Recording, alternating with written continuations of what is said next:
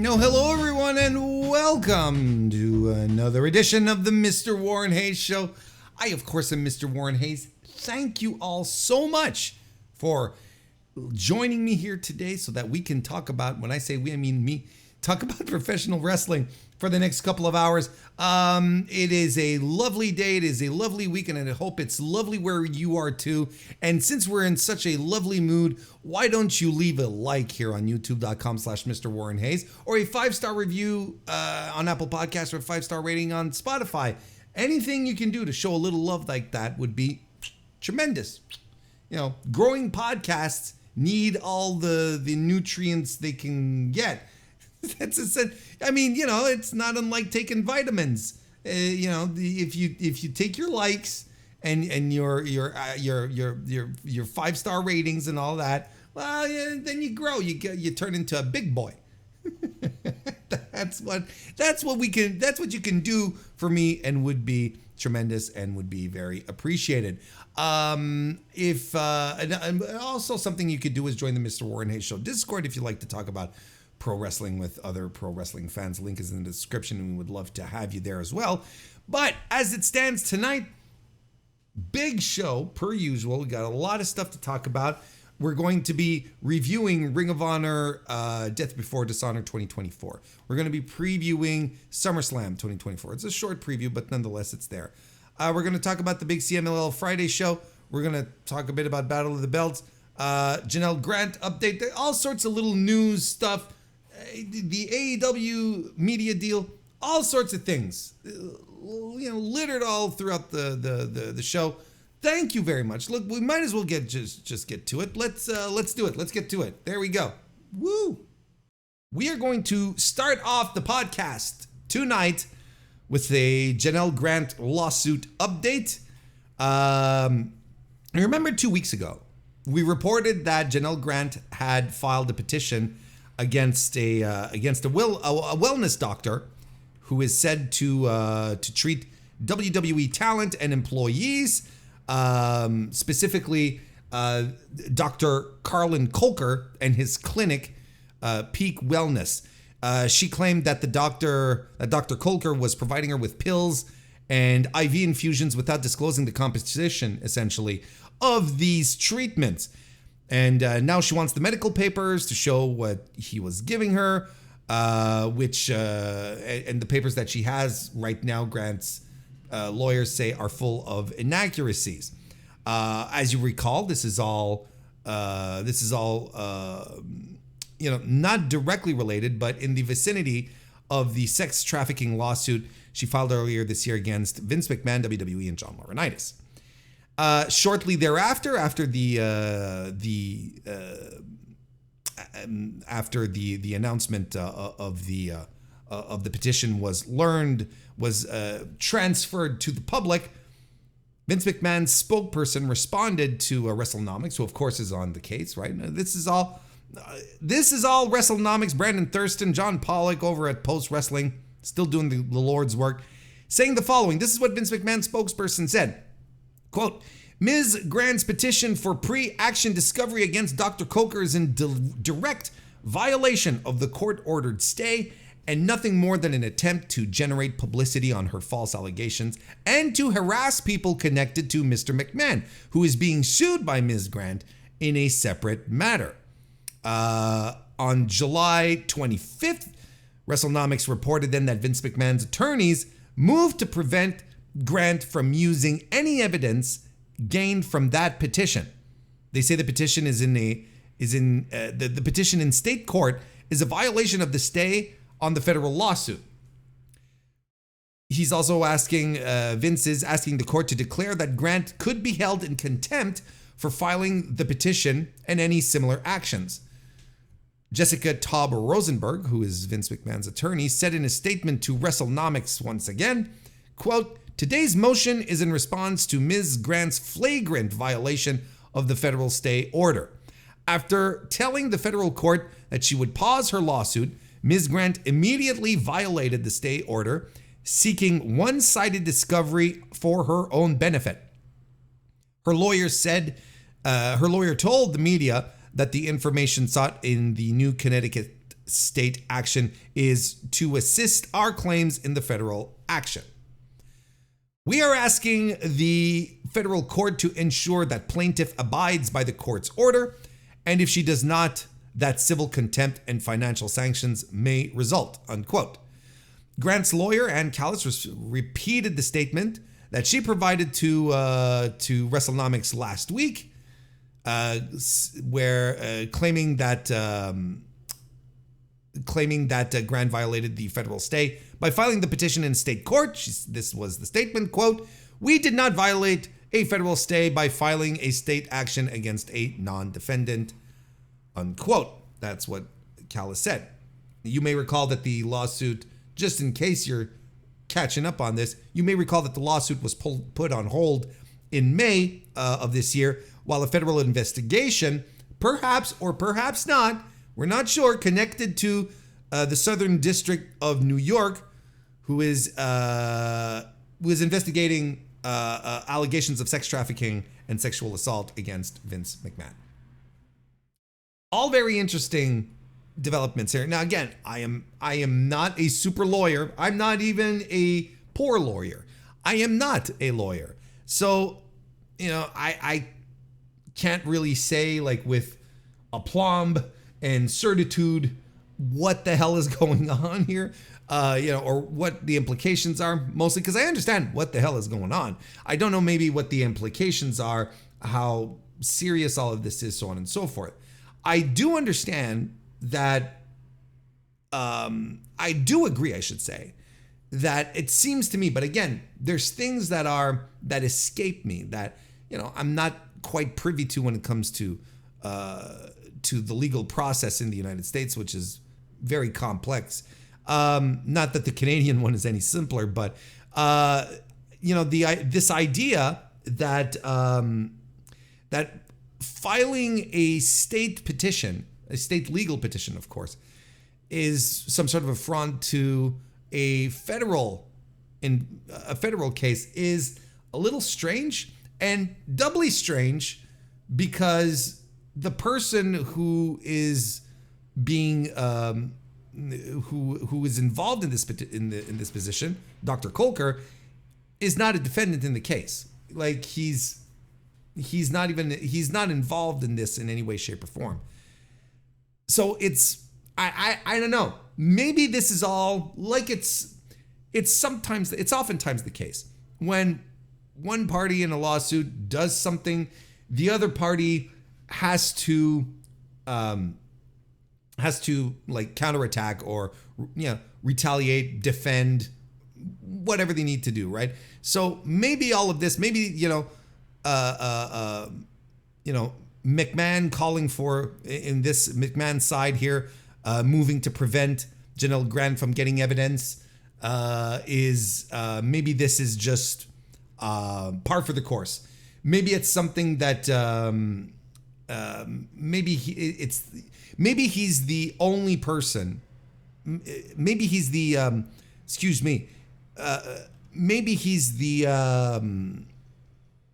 maybe this is like just a procedure, right? It's procedural. Maybe it's something that the defense attorneys have to do in this case.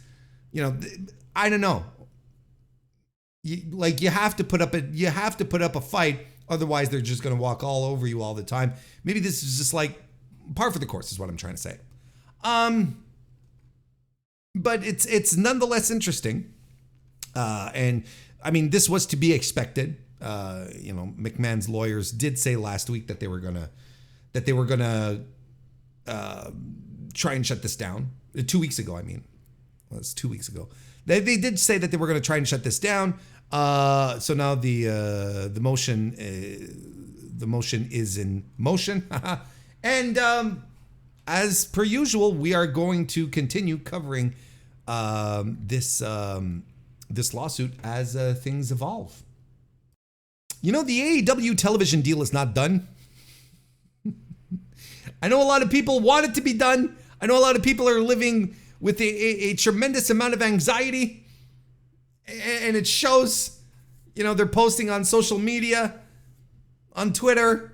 It's always a point of contention, and the anxiety can be for two different reasons. You can be anxious because it was because you want AEW to fail and not get a deal, or you don't want AEW to fail and you want them to get a deal and you want it to get and both sides, because there's a war. I don't know if you knew this. There was a you can't just watch everything. You have to pick sides. I don't know if you knew this. But both sides want this information out because they want to stake their claim and say AEW sucks or AEW is great. That's essentially where we're at right now. And honestly, it is very fatiguing for that aspect. The grifters are excited to know what's going to happen because they need to set their narrative very soon. They need to get into a group chat or whatever, and they have to determine amongst themselves, well, where do we move the goalposts to? But it's not done. It's still not done. We know this because Tony Khan on the Ring of Honor media call previous to the show, right? What was it, on Thursday? Outright said, no, the deal is not done. Here are the main talking points. They're having great talks, he said. He's been saying that for a while. Having great talks with WBDs. They're still in conversation. So what that means is that they're still in the exclusivity period. And I think it was speculated a while back that the exclusivity period was up at the end of June. No, we're still in it right now, apparently, because they're still having talks. He said that that the meetings are great. He has some great contact with David Zaslav, that in fact he's going to meet him in Paris to chat about it. I think that you also need to underscore the significance of that statement as well. Like, David Zaslav wouldn't be necessarily making time for you in Paris during the Olympics when he's probably doing all sorts of other types of negotiations. If he's making time for you, then I feel like there's something around the corner. This feels like a significant milestone. But he says that, the meetings were great with Zaslav and Kathleen Finch and Bruce Campbell. No, he does not, the Bruce Campbell who has a chainsaw for an arm. And he says it's a very good ongoing dialogue. And I feel like he put a little emphasis on the ongoing, where it's like, we're still negotiating it. We're still talking, right? So the deal's not done. Okay? I think this is clear. I think, Tony Khan, just like every human on planet Earth, has some qualities and has some faults. But one of his qualities is that you never get the impression that he lies to media. He might, artfully dance around a question. He might outright dodge one, that's fine. Completely okay with that. But I also think that he, if the deal wasn't done and so on and so forth, I think he just outright say it, right? And why isn't the deal done yet? The deal done yet? Hey, Zach McGibbon, how you doing, Gibby? Welcome to the chat. Nice to see you, man. Why isn't it done yet? Well, a lot of people are saying it's because the NBA deal is nuts. Look, I'm following this from afar. I'm not, I'm not deep in the trenches on this one, but in case you missed it, the NBA, the NBA a couple of weeks ago had announced that they were going with what was it, ABC and Amazon, that they were splitting the games between the two, if I'm not mistaken. But then a couple of days ago, WBD flew in and just spoiled the broth. And they were like, no, hey, hang on. We matched the offer. You can't say no to our matched offer. That's in our contract, kind of thing, right? What was I don't remember the exact phrasing, but it was something to the effect that the NBA, Warner Brothers had said that the NBA underestimates our capacity, or underestimates our contractual agreement, something like that. It was something where they're basically saying, we're going to go fight you in court over this. We're ready to go litigious on this one. We're not just dropping, this so easily. We matched the deal. You should be taking it, but they're not, because the NBA said, no, you know what? They can't. They may have matched it, but we're saying no. And that's why they came back. And they're like, no, that's not how the deal works. That's not what's in the contract. So no surprise here. This one's going to be litigated. It's not going to be just a contract that everyone signs and everyone goes home happy. This is going to create a lot of uncertainty and a lot of frustration and a lot of monies being spent as well. So that being said, a lot of people are saying, well, AEW won't get their deal until the NBA deal is sealed, which I kind of buy, because it makes sense. It's probably the biggest chunk of budget that Warner Brothers Discovery is going to cough up. I don't have, like I said, my analysis doesn't go as deep. Well, what about cash flow? So I don't know. I can't go that deep. I'd be misrepresenting myself, and I'd probably end up sounding like an idiot, and you'd be like, oh, look at this idiot. Which you do, a lot of you can do, anyway, which it's not that big a deal. You don't have to wait for me to say something stupid to call me an idiot, is what I'm trying to say. But don't, please. But what we're getting at here is, in this very roundabout way, is that AEW may be waiting for this deal to be done, or before they get their deal. Not AEW is waiting; it's more like Warner Bros. Discovery is waiting for the deal to be done before finalizing with AEW. I buy that, like I said, but one thing that I'm also starting to believe or get into is that Warner Brothers Discovery, that AEW might actually be in a position where they got an offer from Warner Bros. And they were like, nah, this doesn't work for me, brother. And they're doing a little more back and forth because maybe they feel they're being undervalued, particularly in this environment where AEW, where the NBA has not been signed. So Tony maybe is playing that card where he's like you've got all the, you're about to lose the NBA, and you're just giving me X. I would like Y.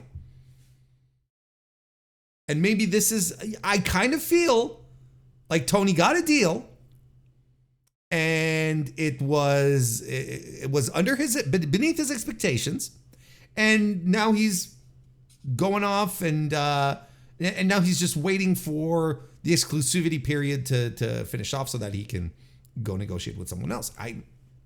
It kind of feels this is what we're doing here.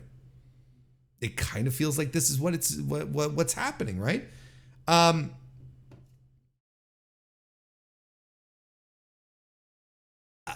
But then again, I don't have firsthand knowledge to any of this. If he's going to meet Zaslav in Paris, I feel like that's meaningful. Like that means something. That there'll probably be something coming out of that situation. So I don't think it's far-fetched, right? I would also think that maybe Zaslav might at some point just want to wrap something up and put a stamp on something, because look, right now, this guy is on the precipice. Zaslav is on the precipice of being the guy who lost the NBA deal. A 30-year relationship with TNT? He might be the guy who let this happen under his watch. And that's kind of wild. That's more than kind of wild. It's bonkers. Like, no one wants that.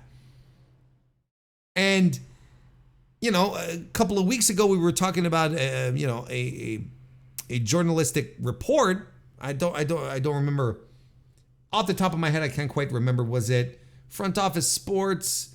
No, it was from The Puck, right? It was from The Puck, where the author of the article was directly positing that, where he was saying, look, if he loses the NBA and he loses AEW, like, what is this guy doing, kind of thing?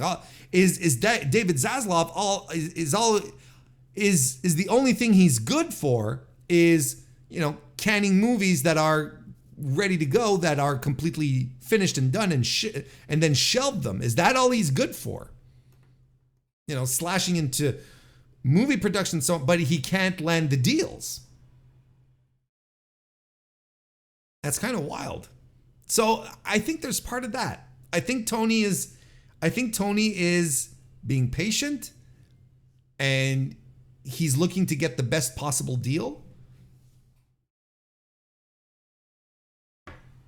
Because I don't know what to tell you, but there's so many people who think that AEW is in this terrible position, but from a pure pure television business standpoint, with the amount of ratings that they get every week, 52 weeks a year, they're absolutely a viable component for any television network, for any television station. There's something there that you look at nonetheless.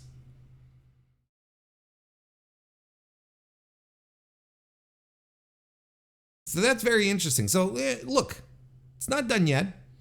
But here's something that also came out of that same dialogue, of that same conversation that he was having at the media call. He being Tony Khan. He after, talking about the contracts and no, they're not signing, we're having great conversations, and it's a very good ongoing dialogue. He then says that a prominent member of wrestling media told him that WWE's public relations department is telling other media people, that AEW's new TV rights deal is done and is along the lines as his previous deal with Warner Bros. Discovery. And that completely came out of left field. That came out of nowhere. That was the thing where no one even asked him the question. No one pressed. They were moving on to someone else. He had answered it was Brandon Thurston who asked him about the deal, right? And then once that was like, thank you, Brandon, for your question. And they were moving on. And they move on to the other person, and Tony's like, well, wait, just a second. Hold on a second. Like he's a debate bro, right? He's going, no, wait, no. And he says, look, and he offers up the information. And I've got the quote. Here we go. I don't know why WWE is telling people about our media rights deal. I don't know whether it's any of their business. I don't really understand why WWE PR people... why WWE PR calls people and talks about my business. WWE PR is telling people that the deal is done, and that the deal is done at the same level that it was going to be our previous deal. That's not the case. It's none of their business. I think WWE PR really gets involved in a lot of things they shouldn't get involved in. I can tell you that I can tell you that is very untrue. When we make a deal for AEW, it's going to be a great deal with a big increase over what we've been doing. We're in a really good position to we're in a really good position and have been doing great business here despite what they're trying to do to us. You know exactly what he's talking about when he says, I think WWE PR really gets involved in a lot of things they shouldn't get involved in. Oh, Tony, look at you, brother. Like, I thought that was, I was impressed. I was like, that wasn't just like a little passing thing. I was like, okay. Yeah, he was champing at the bit to bring that up. Oh my God. He just wanted someone to ask the right question. He was like, okay, you're not asking me any further. All right, I'll bring it up.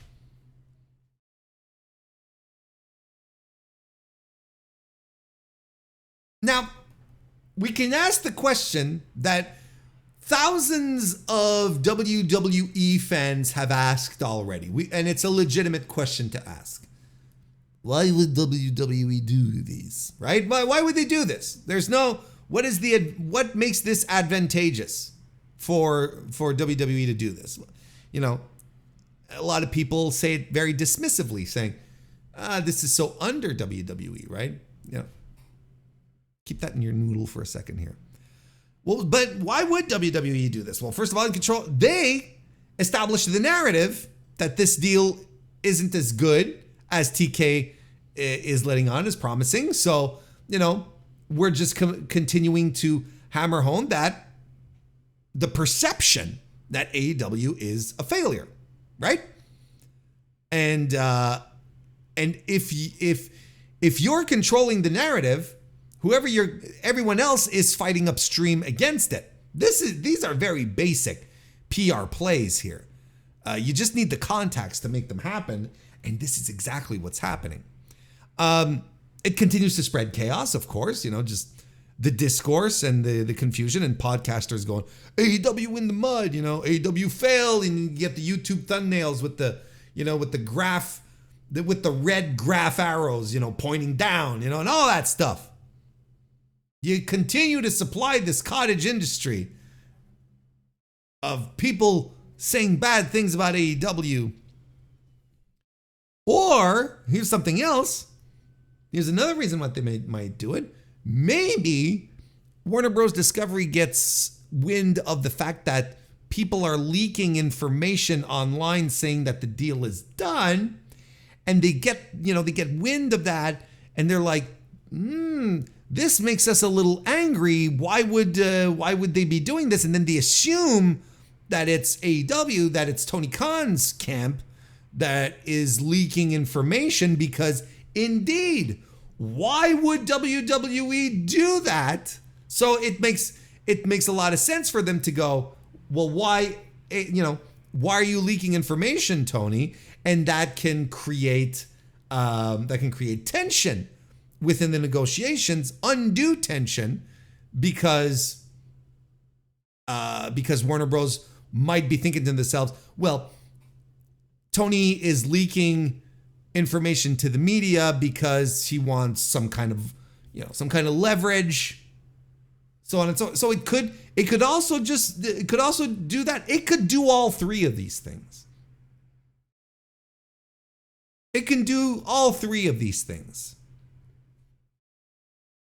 Because of course, right?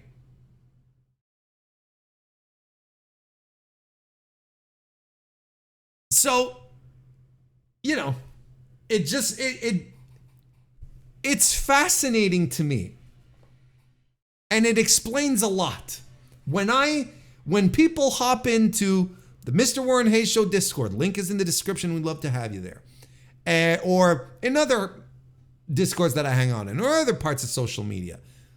When people hop in and they start sharing links from random wrestling accounts or small-time Twitter influencers saying, the deal is done. I just got news. The AEW deal is done.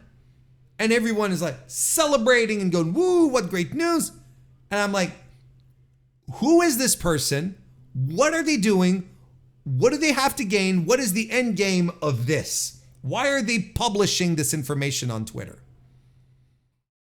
And now I'm starting to see that it's another situation, not unlike the Fast Nationals. I know I don't talk a lot about the Fast National situation, but you know, it's out there if you want to check it out, where essentially small-time influencers, whoever, get in contact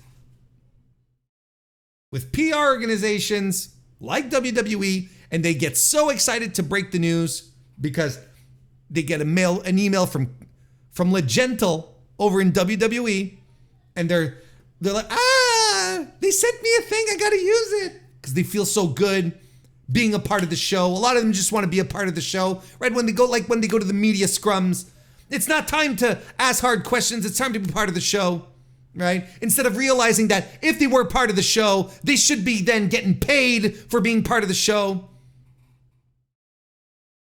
Anyhow, they're excited, they're awestruck. You know, you've got the little stars blinking all around their eyes, you know, like an anime character. And they're like, the deal is done, I just got news. And then people press them and say, well, if it's the number I got, it's pretty good. Well, what is the number? I can't say. Why can't you say? What is this? Why are you saying I have the information, but I can't tell you what the information is? This is so annoying. And yet, people just jump on these tweets. They jump on these people. You know, Roman avatars, Kenny Omega avatars, whoever the fuck. People who don't even use their real names. Who don't put their face out there at the very least. Real name is another thing. But who hide behind things. And look, I expect you, the A+ audience of this D-, the A+ audience of this D-list podcast, to know better. And you see how, it's fascinating to me how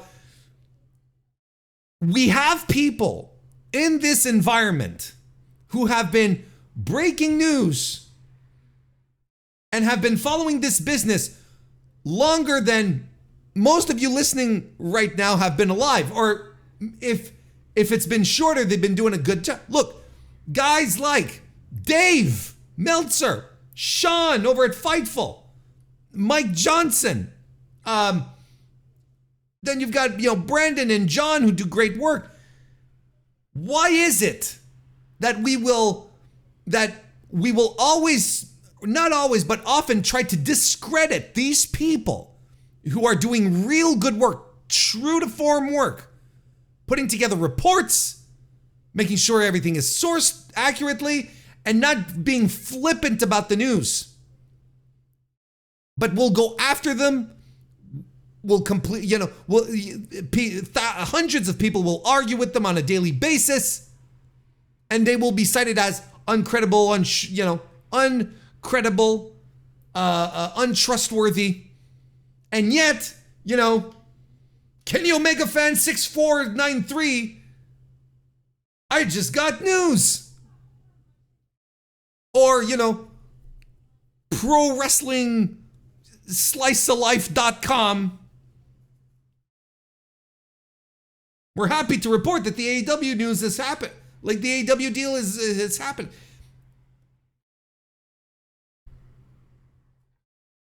Why do we turn to these people? Who are they? And why don't we put the faith on the people who have been doing the work? And you know who the good ones are. You know who the bad ones are. Does everyone make a mistake? Sure. And when your track record, especially when it comes to Dave, and this is something that I think is absolutely wild. A guy who's been doing this for 40 years? How long has Dave been at this? He's been doing this for 40 years, has a body of work, an extensive body of work that will present itself overall as being accurate, a true testament of everything that's happened in the history of pro wrestling.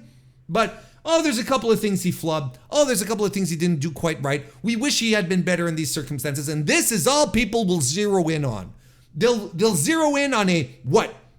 Let's say I'm being like a 20% of things that didn't quite work out or weren't exactly correct. Let's say, if I'm being mean, I feel like 20% might even be high. But the entire 80%, like the rest of the catalog, the vast majority of the work, we're all going to toss it aside and we'll listen to, you know, Kenny Friend on Twitter or whatever. Omega for life. And then I question, because that's what you should do. Who is this person? What are they trying to do? And then I get piled on. And then I was like, and then, well, why would they say they have sources? They're in the know. What are you talking about? Shut up. But we'll challenge Dave, who has absolutely has true sources in the business. And we're going to say he's the liar, that he's not credible. Anyway. Tangent. The way I see this with WWE right now, coming back to them, their PR wing, reaching out to, a lot of it is conforming to a preconceived notion, and it is also buying into a fabricated version of, for instance, Dave Meltzer, that has been promoted and promulgated by very specific people who have very large audiences. So a lot of people have a prejudice against Dave, but have never read a shred of Dave's work, only taking it from guys who are in the business, who maybe some of the things that Dave have reported in the past sort of impacted them negatively in some form. So now they're just out there getting their revenge. There's that too, by fabricating this untrustworthy avatar that is Dave Meltzer, as opposed to the real deal Dave Meltzer. Just saying. Anyway, thank you, chat, for derailing me. So the PR stuff, WWE reaching out with the PR stuff, coming back to that, there was a time when Triple H took over and Vince was kicked out and Nick Khan took over, that I was like, let's see what this business, how WWE conducts his business now that Vince is gone. Let's see what kind of changes are going to happen. Because, you know, we all know how destructive Vince has been to pro wrestling. And I was curious to see how this was going to change, right? Because you bring in Nick Khan. Nick Khan has no time for all this carny bullshit. Like, he is working at the upper echelons of entertainment and media. Like, what does he care about, you know, secondary promotions and all this bullshit? You know, he's like, what does he have to, you know, or tertiary, or he just wants to grow his business, grow his brand, make as much money as he can for, you know, for his, for himself and his, you know, shareholders and whatnot. So I'm like, maybe under Nick Khan things will be different, but it turns out, like, I'm thinking it won't. I'm thinking it's not going to change. Like, if WWE is going to do stuff like this to try to actively undermine AEW, and, you know, do the Fast Nationals and continue to do counter programming like they're doing with the SummerSlam pre-show this weekend, that suddenly is going to start, all of a sudden is beginning at the exact same time that Collision will be starting on TBS. It's special start time this week. Just so happens, isn't that a coincidence? It's the same shit. It's the same company and it's the same tactics.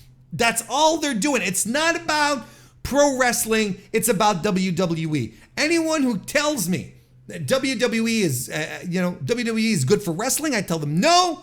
WWE has never been good for wrestling. It's only been good for WWE. When I hear AJ Styles talking, in Japan, when talking about Noah and talking about, how WWE going to Japan will be good for wrestling, I say, no, it is not. It'll be good for WWE, but I would be shuddering at the thought, if I'm a Japanese promotion, at the thought of these guys coming in. Because this has happened before. The history is there. The territories, the AWA, JCP, Georgia, Stampede, and then we can move on to ECW. We can move on to WCW, to Evolve, to fucking World of Sport. All stamped out because WWE didn't want an iota of competition. They pretend, but they're not. The history is there. Yeah, but they bought ECW and they kept it alive. Yeah, yes, they kept it alive for a little while. Then what did they do? They buried it. And that was it. Oh, but they tried with WCW. Yeah, I guess maybe you could say they tried, but then they stopped trying. Because you know what happened? Because Vince was like, no, man, I am not letting, even if it's a brand that I own now, nothing is bigger than my company. WCW, ECW, no. They will never get as big as the WWF or WWE. He could have. He could be doing so much with all the tapes from all the territories that he owns. He can barely, well, I say Vince now, but WWE, they barely throw everything up on Peacock.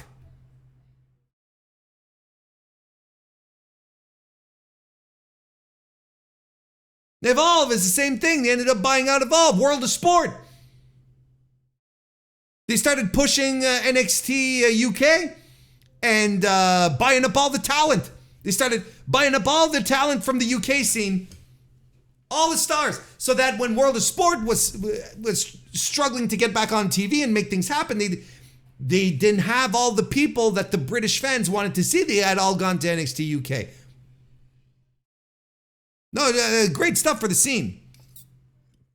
Good backing there, World Wrestling Entertainment.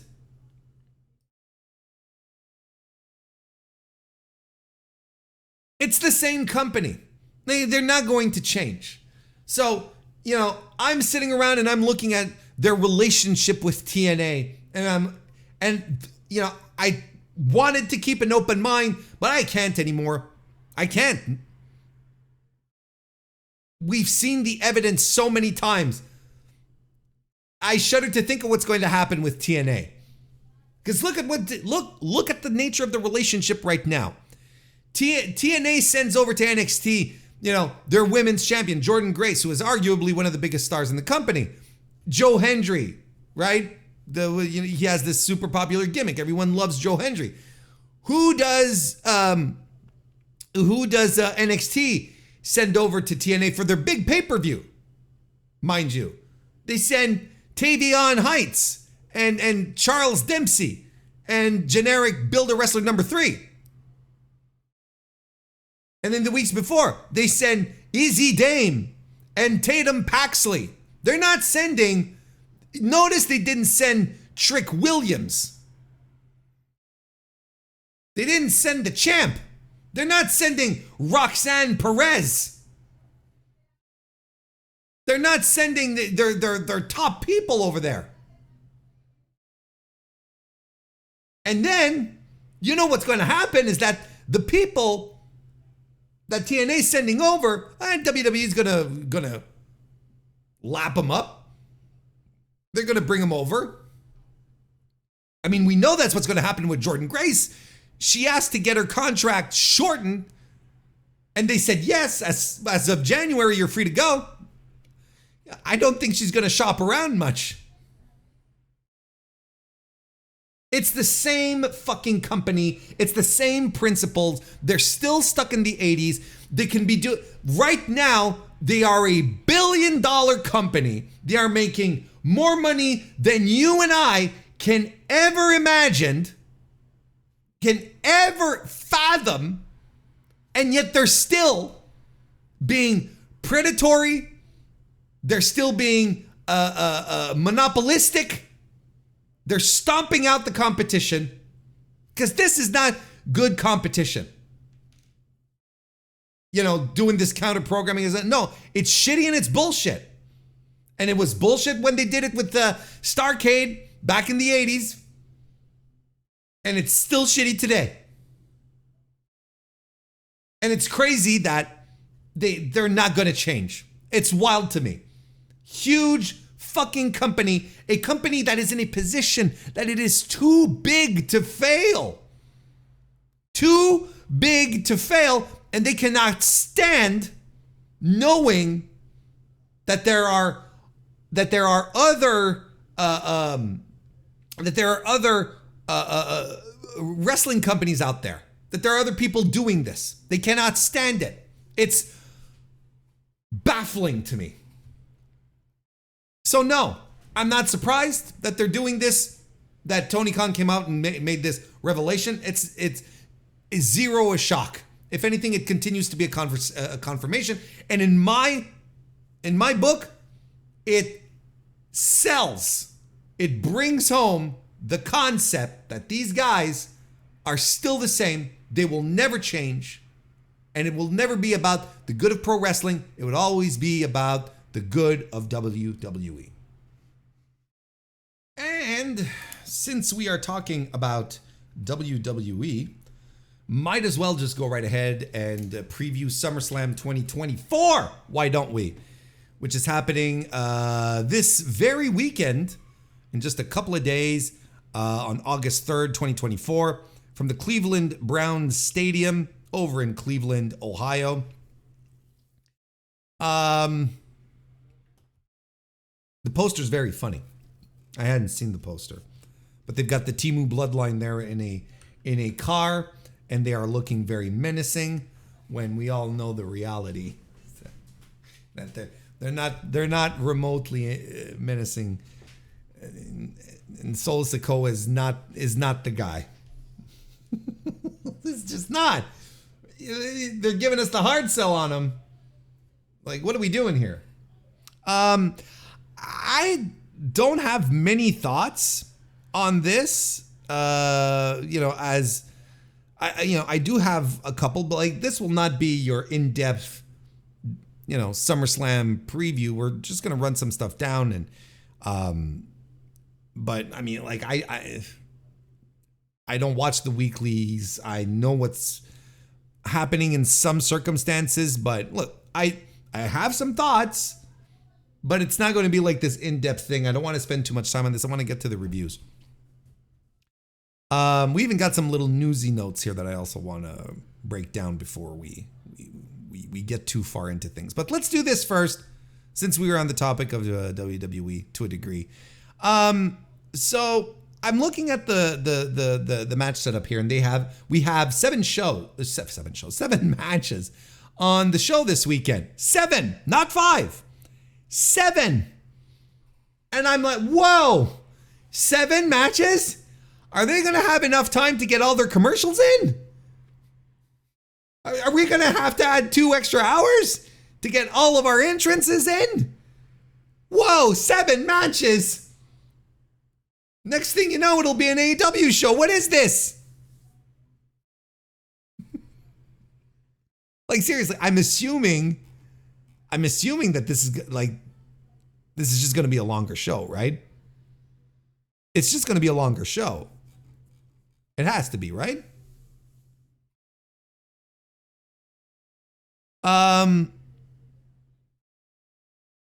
Yeah, look, there's 7 matches here, and I don't know what the main event is. And I asked around, no one knows exactly what the main event is. This is not a new thing. WWE does this a lot. Because basically you can make an argument for 2 matches to be the main event. You can make the argument for Cody Rhodes and the Undisputed Championship. Look, by the way, before we get too deep into this, whatever belt Cody Rhodes is wearing right now in WWE is absolutely disputed because you have a world champion on your roster as well. Like, can we stop being stupid about this? Cody Rhodes' title, his belt, his world championship, his undisputed WWE championship is absolutely disputed because there's another world. That's the idea behind undisputed, is that there are no other world champions. That's what it means. When Roman had held all the belts, you're like, yep, he is the undisputed champion. That's exactly what this is. But Cody Rhodes, his reign, 100% disputed.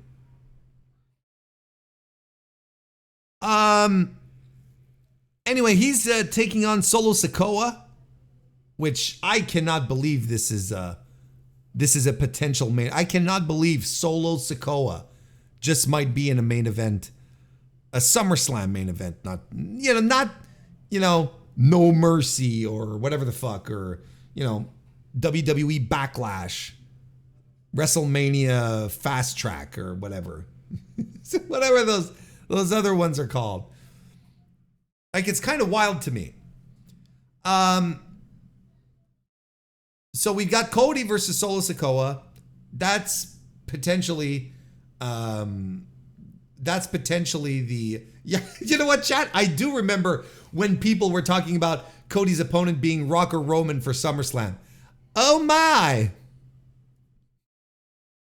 Oh, how we've strayed off the page. I found, I get all sorts of wrestling YouTube recommendations on my YouTube feed, and I've started seeing some more WWE friendly outlets starting to complain about the quality of SmackDown. I've seen this quite a bit.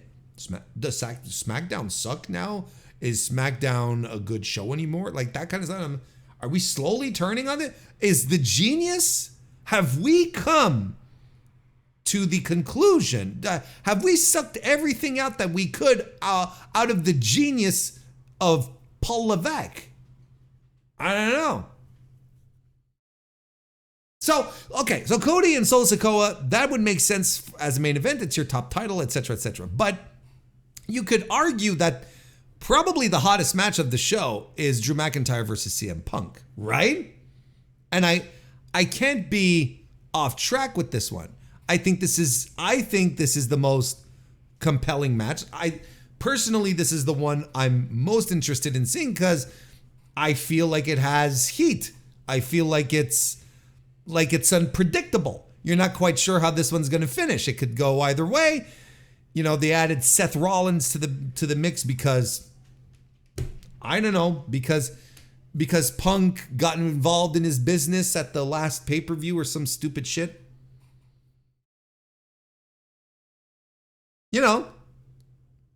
And the point being is that CM Punk and Drew McIntyre, there's something that had been going on previous to WrestleMania. Like, on the road to WrestleMania, these guys were feuding, and they didn't even have the match on the show. Like, you can't say that this was not well done. Am I looking forward to the match? Yes. It's an exercise in curiosity because I want to see how this works out. I want to see how it all comes together. The question I have here is which one of the two main events? And I think, at least if I'm following the scuttlebutt, if Roman Reigns is meant to return at SummerSlam, then there's no way they're mid-carding Rhodes and Sikoa, right? But Rhodes and Sikoa is objectively the least interesting match of these two possibilities. I would even say that Rhea Ripley and Liv Morgan is more interesting than Cody and Solo Sikoa.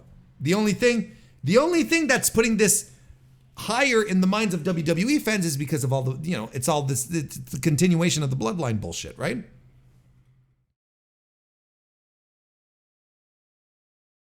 So would I be correct in assuming that the main event of this show should be CM Punk versus Drew McIntyre? But if it's Cody Rhodes and Solo Sikoa, I think it means that Roman's returning, right? Right? Doesn't that make sense?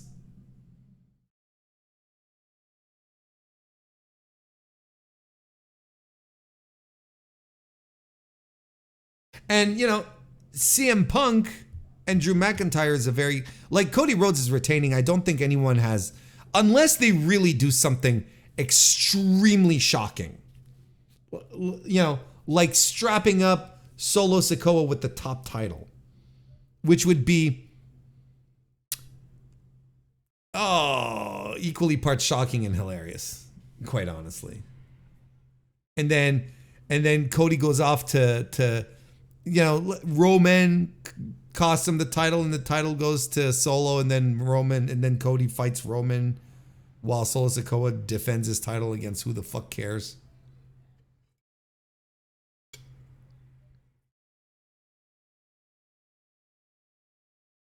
I mean, I think that outcome's pretty clear, right?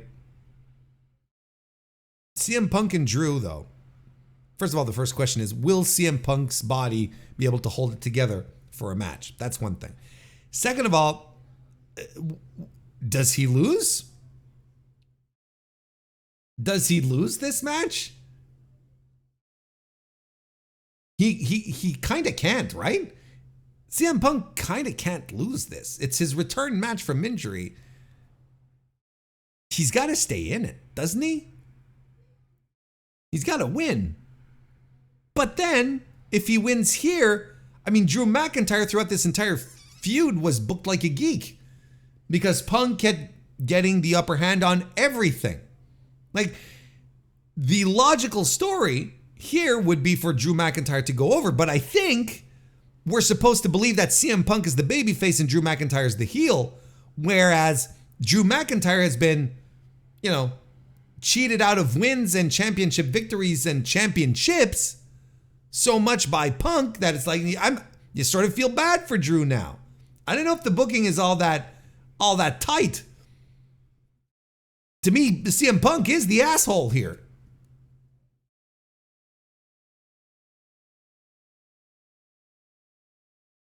I mean, like I said, conventional wisdom says Drew McIntyre gets the win and CM Punk goes off being injured again. Because you run that risk, giving him a victory, but then popping up on Raw 2 nights later and him going, I gotta go away for a while, guys and girls.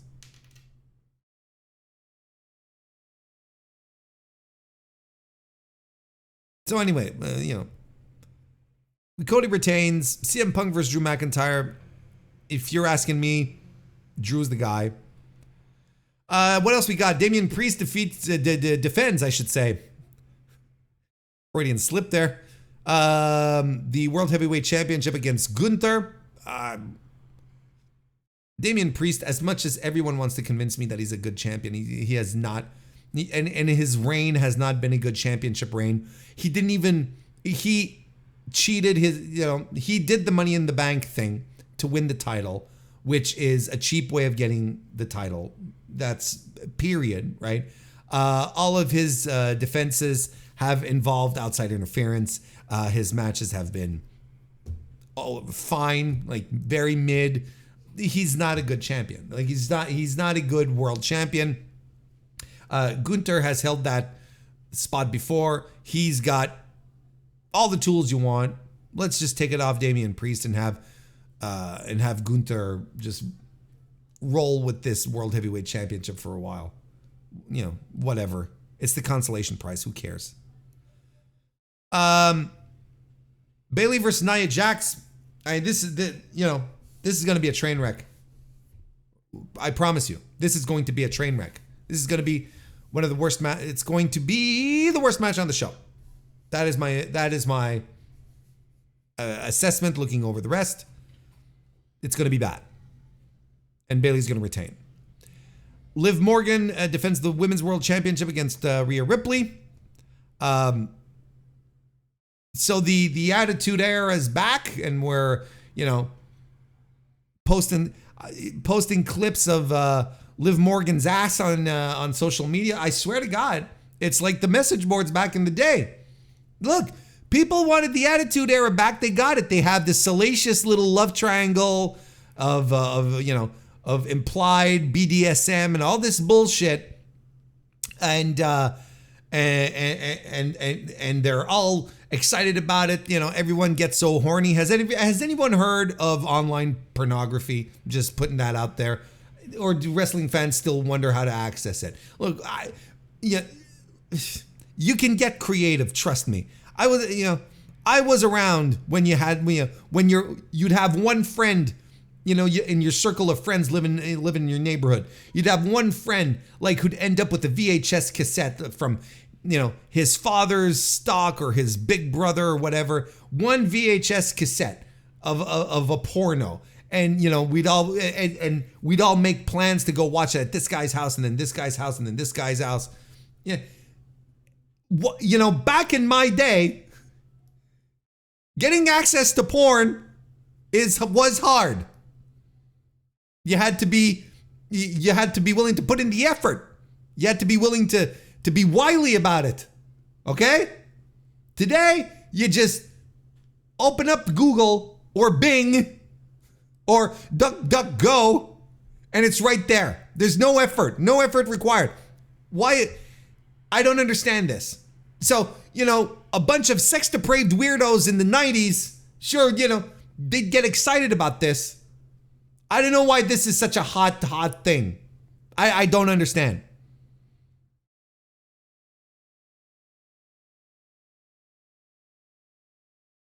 Rhea Ripley and Liv. I can only hope Rhea gets her title back and we can all move on from this Liv Morgan push, because my God, she is cringe. Did you see this tape promo where she's burning pictures of Dom and she scratched out the eyes? This is the cringiest shit.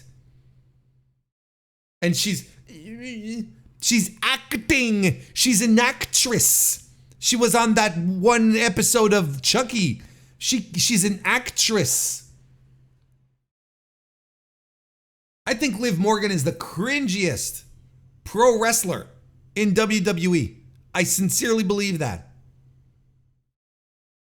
She hams it up. She overdoes it.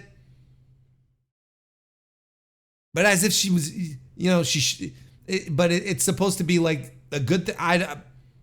Terrible stuff. All of this angle. Watching it from afar. Looking at watching the clips. Just bad, man. And you're setting things back like, oh, what's a good feud for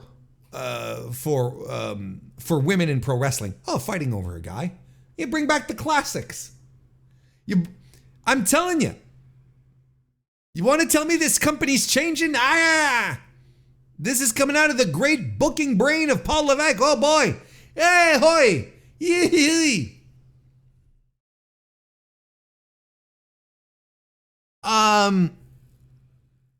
Logan Paul versus LA Knight for the US title. Can Logan Paul do a carry job at this stage of his pro wrestling career? We're about to find out. We're about to find out if he can carry LA Knight. And boy, this is a guy who's, look, I'm going to give Triple H credit on this. Remember last year when everyone wanted the LA Knight push. Everyone wanted, they're like, oh, he sounds like The Rock and he runs and he fights like Austin. He's like the perfect Attitude Era guy.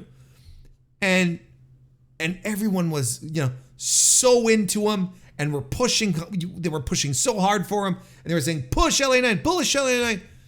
And I'll give Triple H credit. He gave him the one match with Roman, and that was it. And this guy's cut off. I said, okay.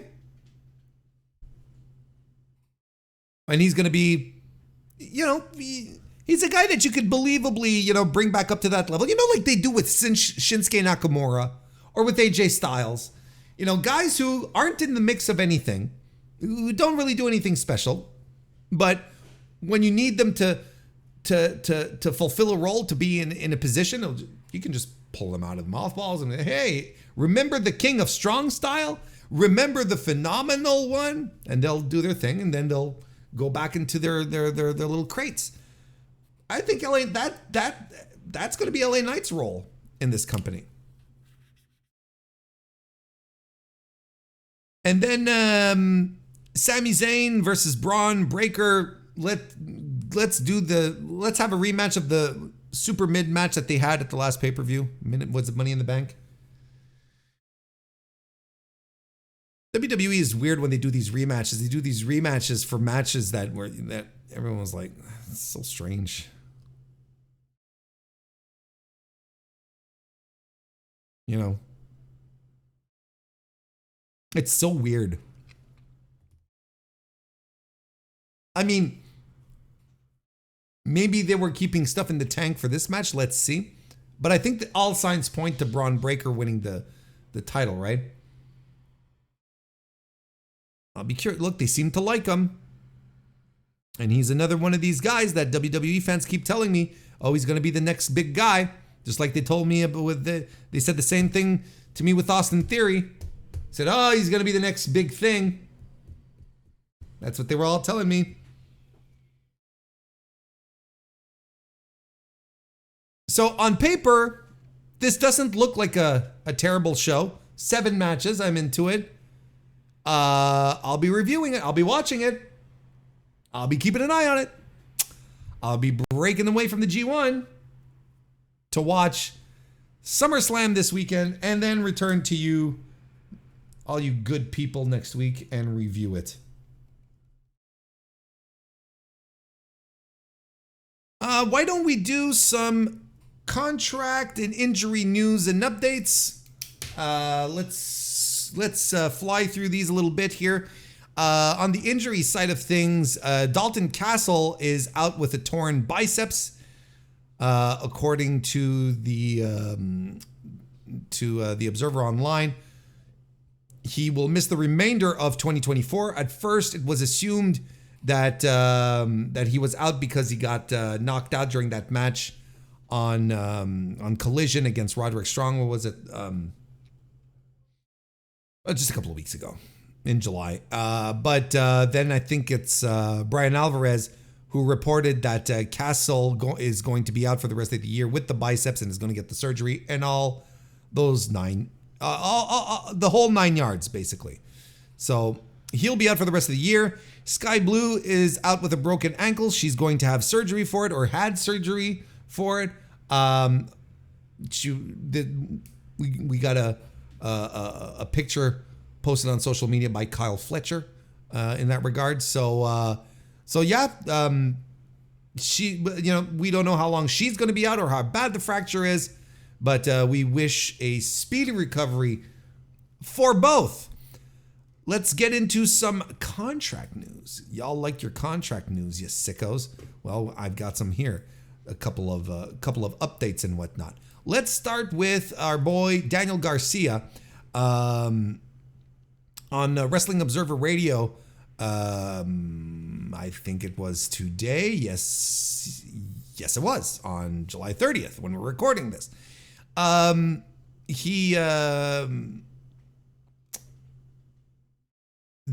Alvarez said when they did the angle. This is the quote here. When they did the angle, they were aware that he may or may not be back. So the angle was done in case he doesn't come back. And if he does come back, they've got a storyline feud with MJF. I know he had been thinking about it being going to NXT. Or he had told people he had been thinking about what he was going to do, which he should do. Check with both sides or whatever if your deal is coming up. I don't think it's 100% that he's coming back. I will say that, but I don't think he has re-signed or decided to leave yet. But that was one of the reasons that he was taken out in storyline. So that's very interesting. You know, he he also added, Alvarez did, that he has not resigned. He has interest from other companies. He has not made his decision. AEW is confident that he will stay. And if, when that's official, he will slot back into a feud with MJF. So that's where we're at right now in regards to Daniel Garcia's contract. Look, it's up to him, right? Of course. If you're asking me, going to get lost in the shuffle over on Tuesday nights in the warehouse, I guess you can do that, or you can try and make the most out of this place that has always had trust in you. Dan Garcia has always been favorably looked upon by management. So, and he does feel on the cusp of the biggest push of his career. So we'll see how things go. Beth Phoenix is no longer under contract with WWE. PW Insider reported on Friday that this past Friday, therefore the 26th, that Phoenix is no longer under contract with WWE.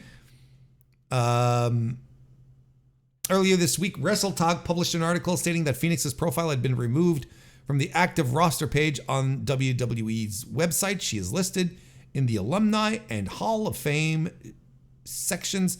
She hadn't wrestled there since February 2023 and has had only occasional matches since coming out of retirement.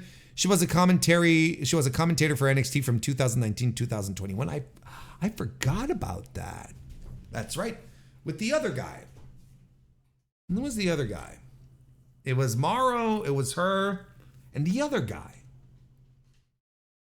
And he's gone too, right? Because he wasn't very good. Mauro, Ronaldo, Beth Phoenix, and was it Percy Watson? I think that's who it was, right? He wasn't very good. He was very, very basic. Let me see. We got to get Percy Watson. Yeah. It was indeed Percy Watson. Correct. Thank you, chat. I don't want her in an AEW.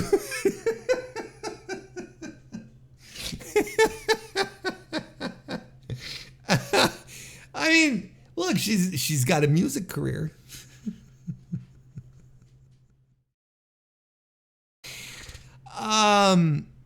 No, sometimes, where I'm like, you bring them in, you kick the tires, you take a look at them, see if it works out.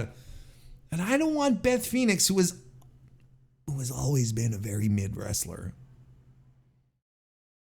I don't want her coming in to AEW to continue doing whatever she does, right?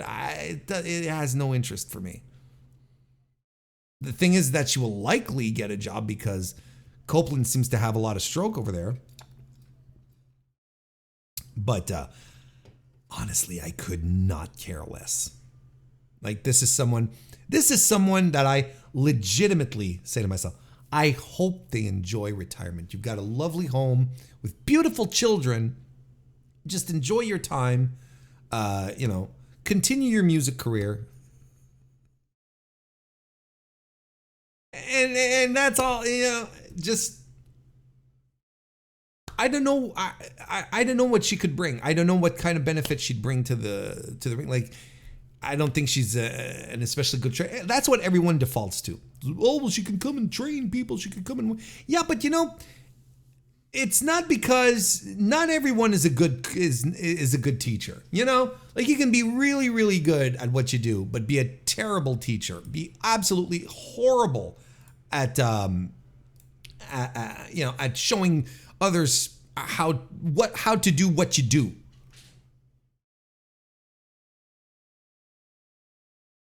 Anyway, I hope AEW do the right thing and just stay away. Buddy Matthews apparently has re-signed with AEW.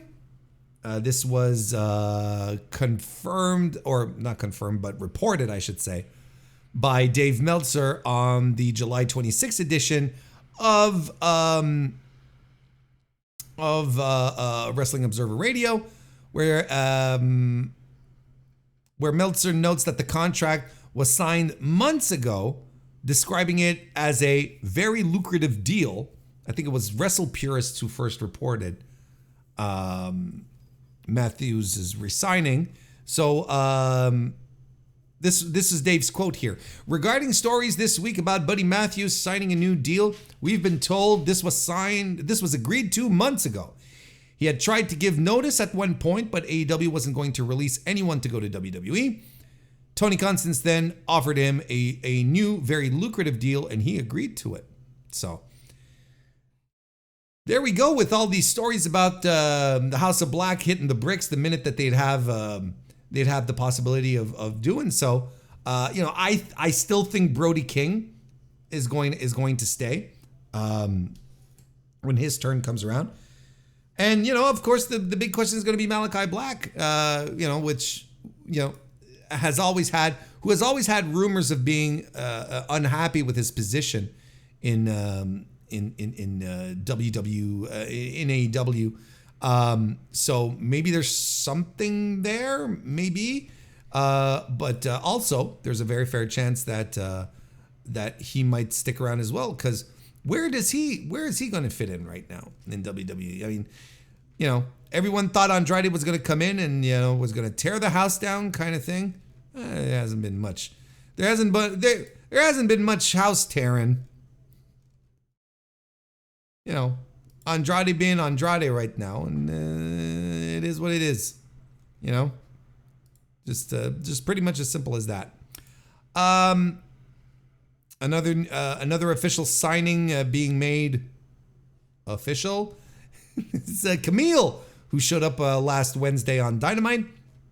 Tony Khan made the official announcement that the former NWA Women's Champion, via social media post last Thursday, very busy Thursday.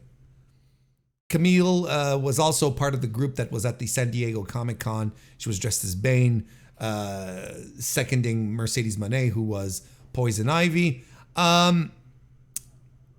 So she got the graphic, the whole 9 yards.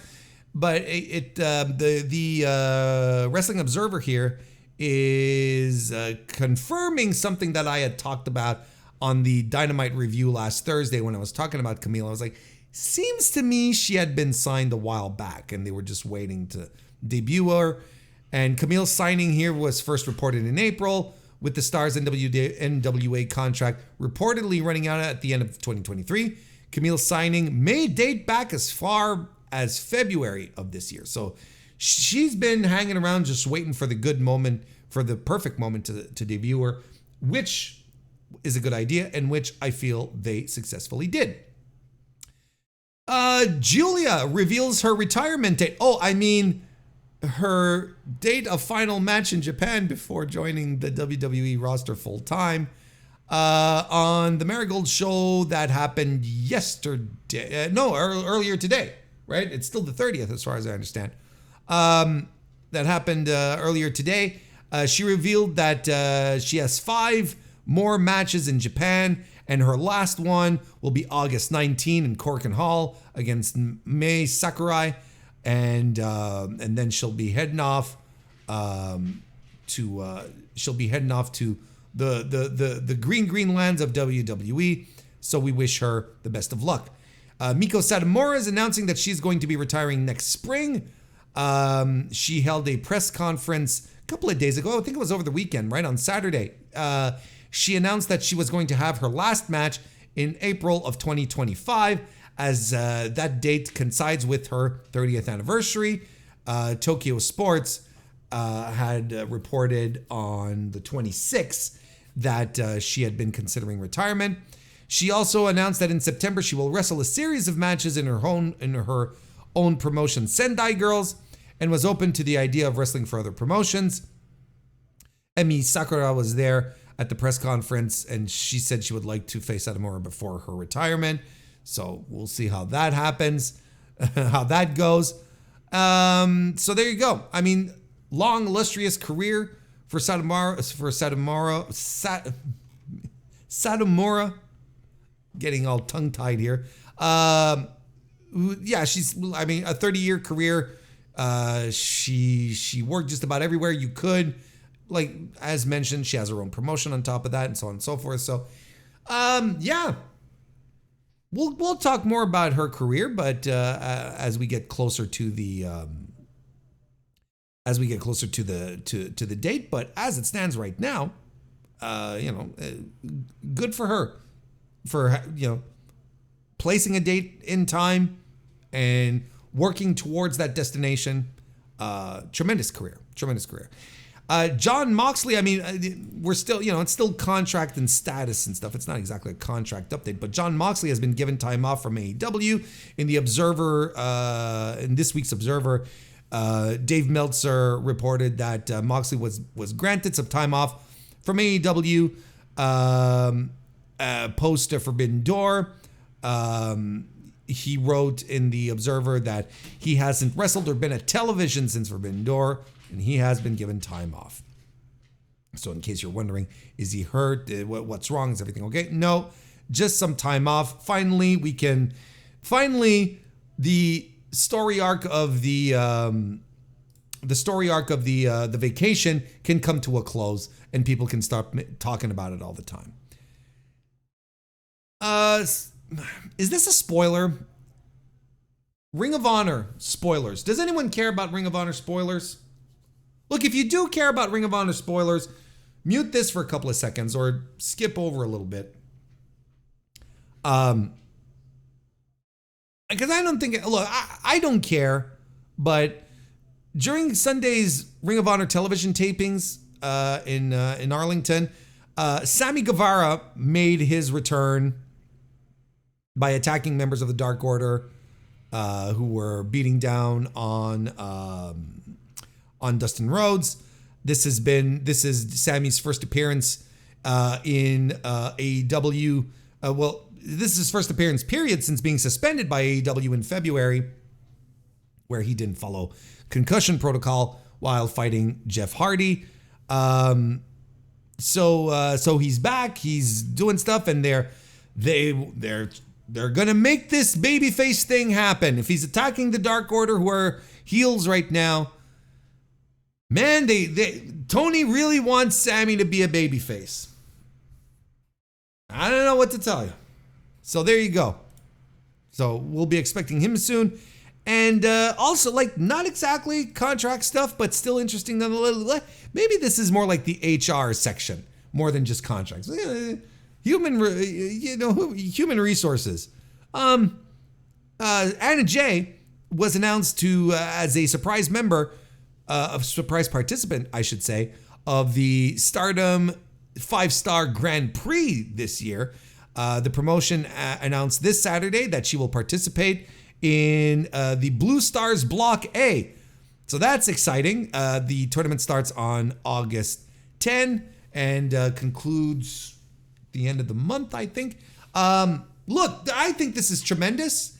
This is exactly the kind of thing that a lot of people were expecting, that we're looking forward to AEW doing more with its talent, particularly its women's talent.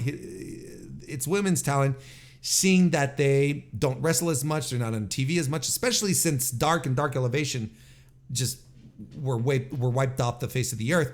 A lot of these women aren't getting TV time, aren't getting their reps in, and I think someone like Anna Jay can absolutely benefit from going through the rigors of a round robin tournament in Japan with the travel and all that. I think it's tremendous. I really think it's tremendous. So good for her, and good for AEW to send her out. I think it's going to be very beneficial. We might just see a completely changed Anna Jay moving forward here. We just might. So there you go. And in case you're wondering, who is in the group? Who is in the block that she's in? Well, she's got Saorianu, she's got Xena, Koguma, and Starlight Kid, and Shuri. And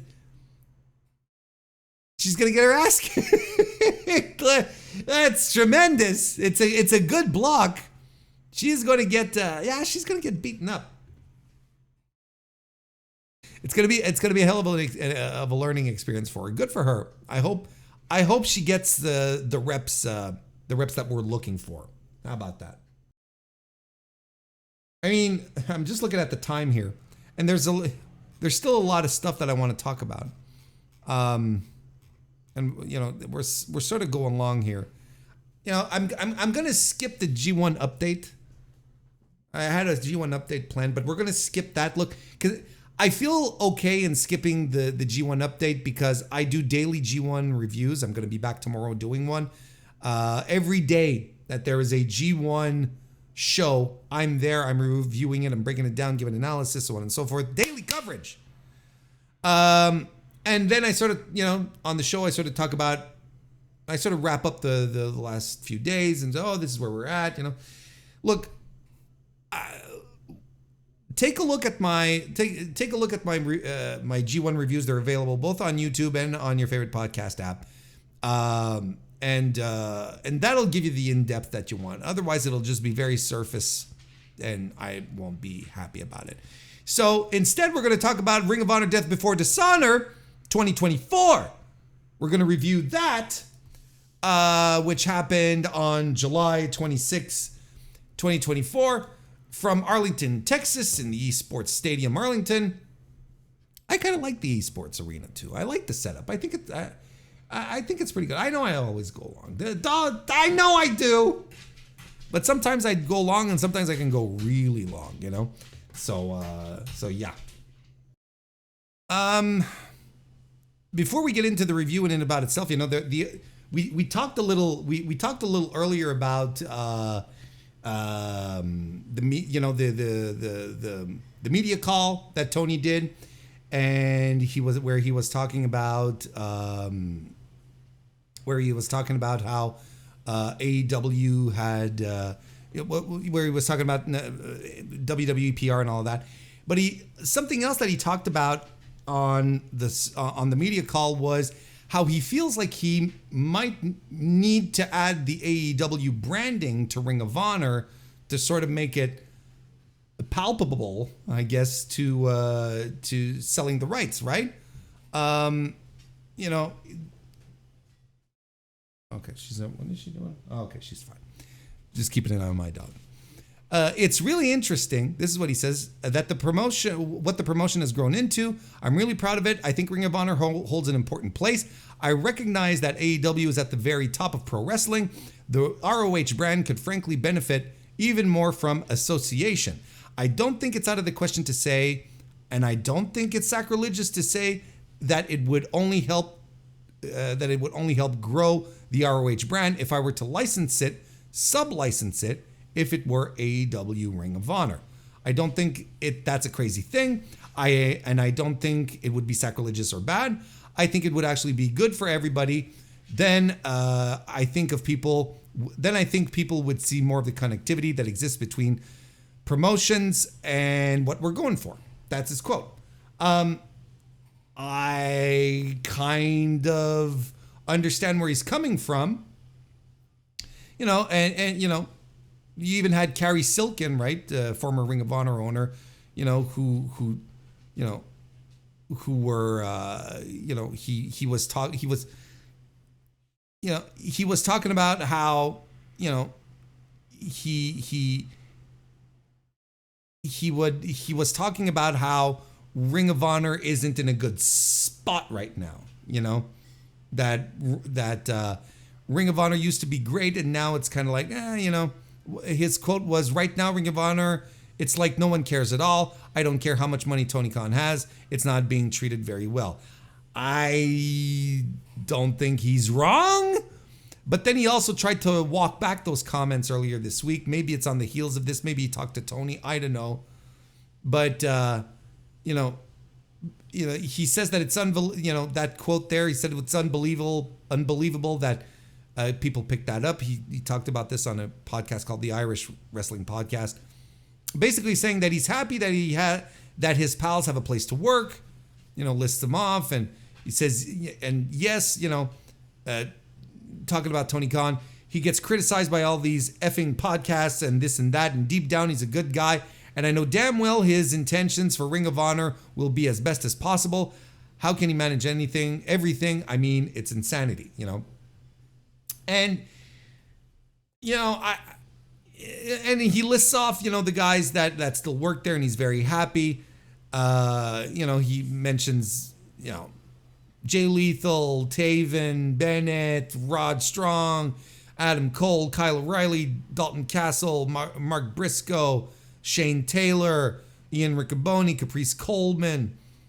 He said, you know, I was never a booker, but these names I see on the card are right. I get it. Years have gone by, but if you have these names of legacy, all these people you're talking about, use them. I would feel better as opposed to gravity. You know, on this card. You know, so basically Kerry said, you know, oh, well, you know, no one takes care of it. It's kind of in the mud. And then he sort of tries to walk it back. I don't think it's successful. And then I also think his original point isn't wrong either, you know, where he's saying, you know, I don't think Ring of Honor is well taken care of. I don't think it is. I think he's right. You know, and about the AEW thing, you know, becoming AEW Ring of Honor, I've seen people say, oh, Ring of Honor fans won't like it. And I'm like, what fans? Who's left? Who's left that considers themselves fans of Ring of Honor? You know? I think Tony Khan really does have to do what needs to be done to secure money for this. Like he may have had and still has an attachment, a profound attachment for Ring of Honor, but you know he also has to make money with it.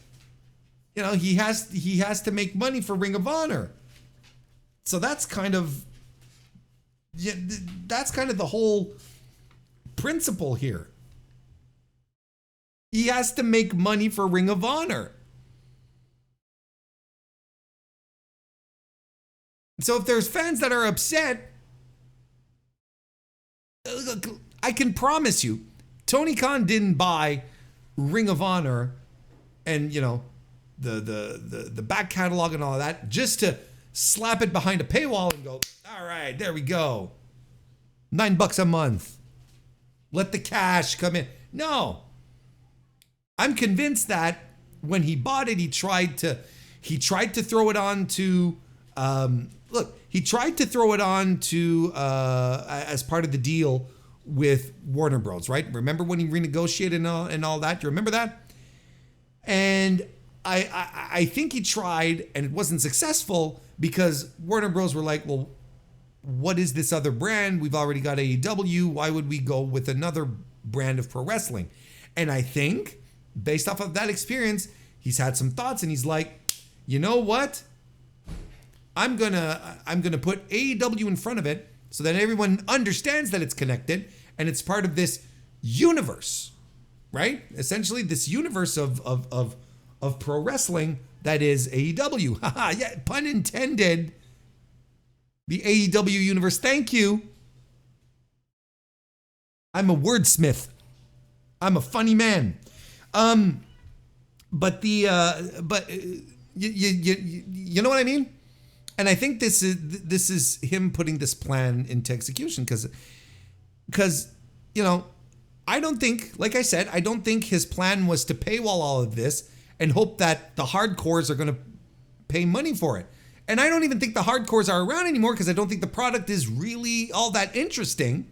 And I think he's driven away with whichever hardcores were really excited at the prospect of Tony Khan saving Ring of Honor from Sinclair. And at this point, everyone was like, okay, like Tony Khan could do no wrong. AEW was so fantastic. And it was like, this is a wrestling fan's promotion owned by a wrestling fan who loved Ring of Honor.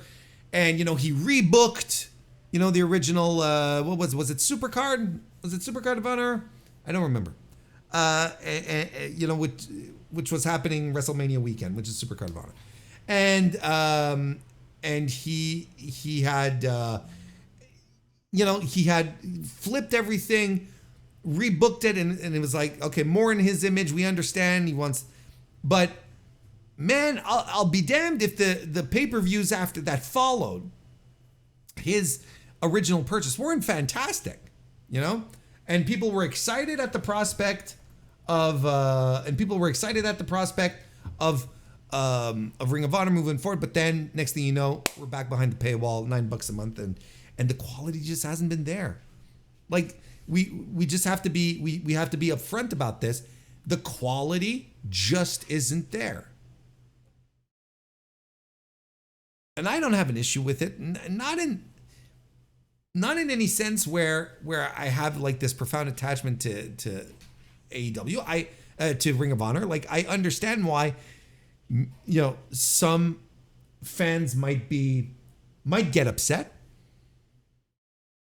but Khan has to make money. He has to make money with this, and he, like I said, he didn't buy this to squirrel it away behind a paywall. He wanted a media deal, and that's how wrestling works in 2024. That's the deal. That's how the business operates.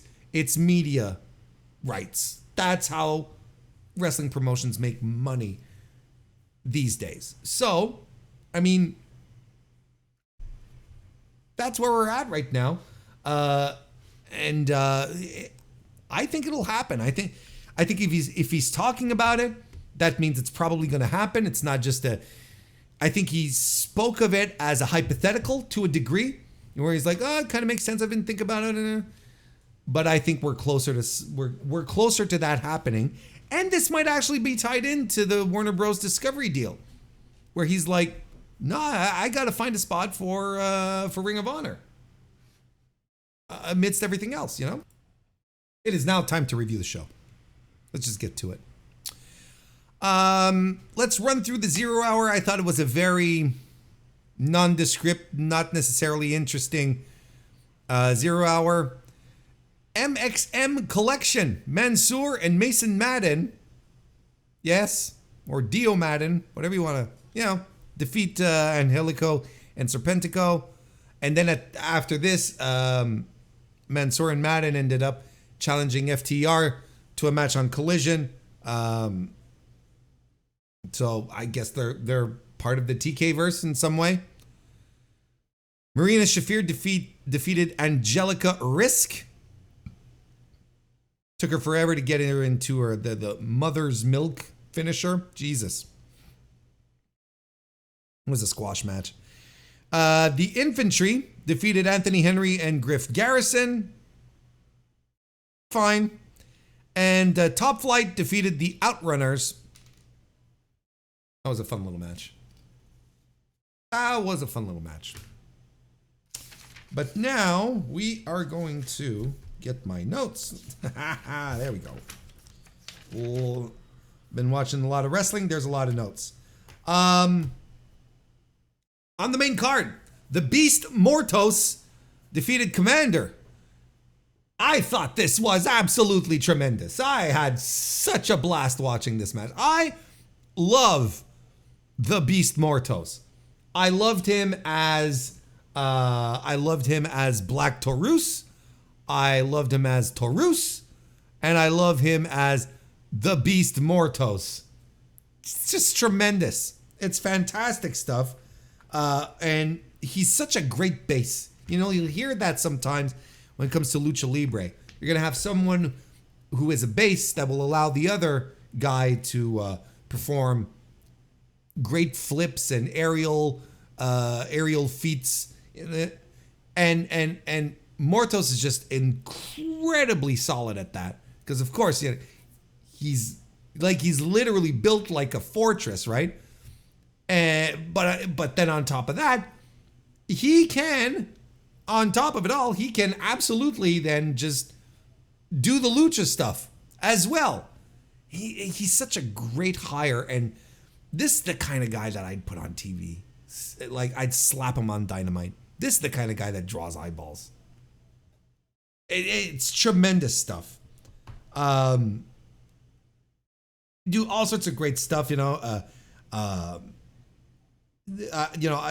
on, Mortos catches Commander on a tope con hilo and power bombs him onto Alex Abrahantes, which is a babyface move between us all.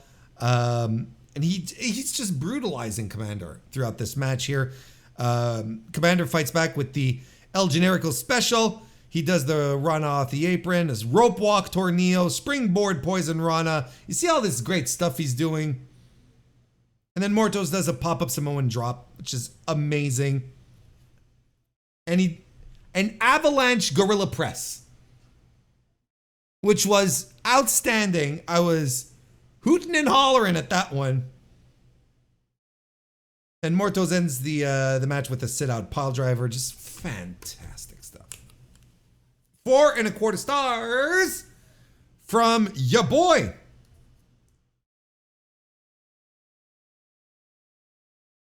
Tomohiro Ishii and, the Undisputed Kingdom. Matt Taven and Mike Bennett defeated the conglomeration team of Kyle O'Reilly and Tomohiro Ishii. A team, it's the most compelling tag team, right? Kyle and Ishii, they have the bit of the odd couple thing going, They have a bit of the odd couple thing going, and they're just doing their stuff and having a good time. And then they get in the ring and they kick some ass. I think it's a great team. I thought this was a good match. I don't have many notes for it because I thought it was just super solid, very well worked. Something that kind of feels like a Ring of Honor match, but then again, look who was in this. I liked it. I liked it a lot. That was very good. We're going to move on a bit. But good match. 3 3/4 stars from me. Then we had the Texas Death Match, where Layla Hirsch defeated hang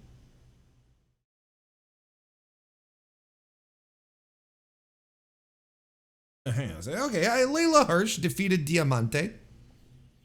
I thought this was... Look, these women worked hard and they did crazy stuff to their bodies and for our entertainment, and I appreciate what they did, the violence that they went through, the beating that they took, hard work, violent. I thought Diamante was particularly solid in this match. They launch each other into chairs, and they're both juicing.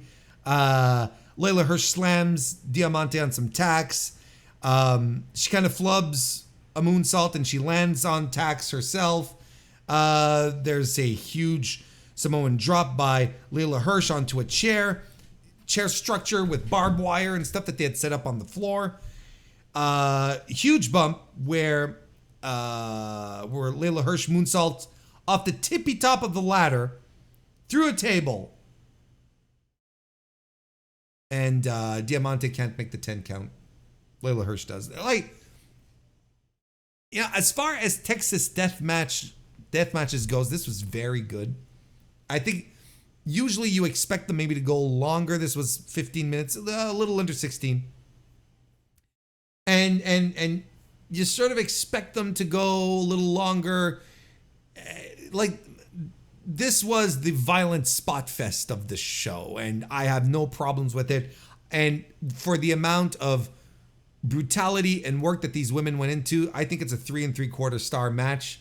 I know a lot of people were losing their minds off of it, and I wasn't. I thought the spots were tremendous. I enjoyed the match incredibly, but I wasn't popping out of my seat. I was oh my God, But that was tremendous work. And I think Diamante was an MVP here. So 3 3/4 stars for that one.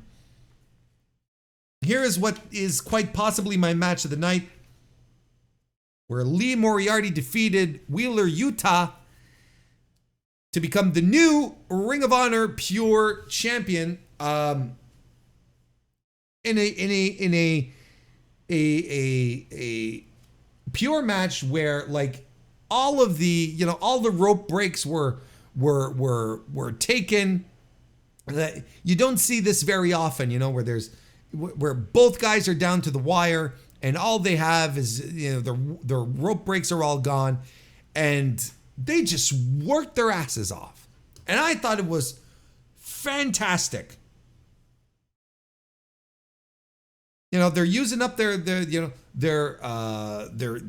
pure stuff. Some good back and forth. They're using up their pure stuff. Their rope breaks is what I meant to say. Superplex by Lee Moriarty, who goes into a Border City stretch, and he gets that the second time he locks it in. He gets it locked in for a while. Like this is a bit of a detriment for Yuta. Yuta fights back. Moriarty locks him into some submissions. He's really pulling out his ground game, showing off. Like this was also a bit of a showcase for Moriarty, who, if you were familiar with his work on the independents, you knew how well-rounded a professional wrestler he is, but he never really had that opportunity to really let it shine on AEW, Ring of Honor. Here, though, let it all out. He and Yuta are friends, coming up at the same time and whatnot. So I'm not surprised that they were very giving with each other, that they had good chemistry as well. There's a cattle mutilation by Yuta, which forces Moriarty to use his last rope break. Moriarty dumps Yuta on the apron in a tremendous slam. More back and forth. Submission by Wheeler Yuta, but Lee Moriarty rolls it into a pin. He's got his foot on the rope for extra leverage, but there's no more rope breaks. We're good. Fantastic. Honestly, I thought this ruled from top to bottom. It was a grappling match, but not just guys, rolling around doing moves. There was a great story to this. There was really good drama when it came down to it, with no more rope breaks available. And I thought it was a clever way to emphasize, no, Moriarty was able to use the fact that there were no more rope breaks to get it done. I thought super clever finish. I thought it was good. 4 1/4 star, but which is the same as Beast Mortos and Commander, but I think I like this just like just a tad more. You'd give it a 4.52, a 4.2525, which would be 4.5, right? I don't know. I'm terrible at that. What am I doing here? Yeah, I mean, chat is talking about how, Wheeler was injured for a while. Maybe should have been stripped. I don't know why they didn't. But I don't know why they didn't strip Yuta during his injury. He'd been out for months, but who cares? It's just Ring of Honor, indeed. Indeed. Then we had Billy Stark, Red Velvet, defeating Billy Starks to become the new Ring of Honor Women's World Television Champion.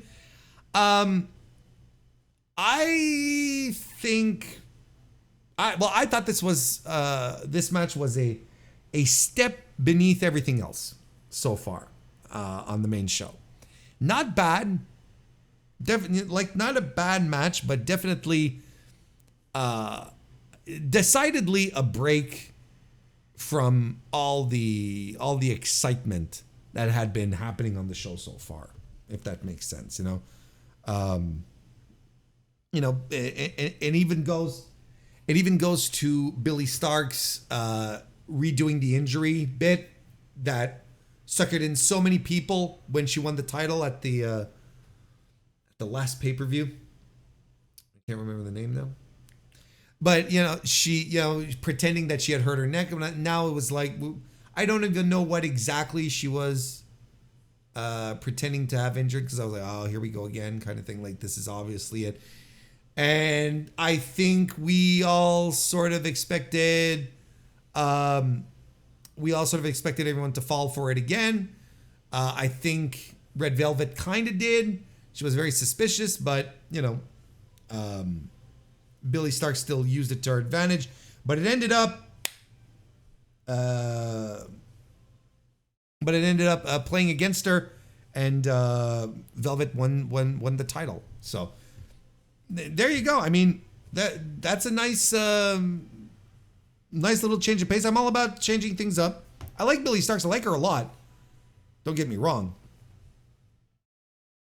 But it's good, and I think everyone is sort of expecting, Billy Starks to turn on Athena, and that she's going to defeat Athena, and she's going to be the new women's world champion. I think that's the conventional wisdom here. A lot of people thought she was going to turn at the pay-per-view, but she didn't. So, fine little match. I gave it 3 stars. It's a good little match. Dustin Rhodes and the Von Erich boys defeated the Dark Order trio to become, to win a Ring of Honor World 6-man tag team title eliminator match, which then happened at Battle of the Belts, which we're going to get to. I think it's smart that they look. I mean, first of all, this match just like grew in crescendo, because the match here, the idea of the match is that Evil Uno is keeping Dustin Rhodes from doing anything, right?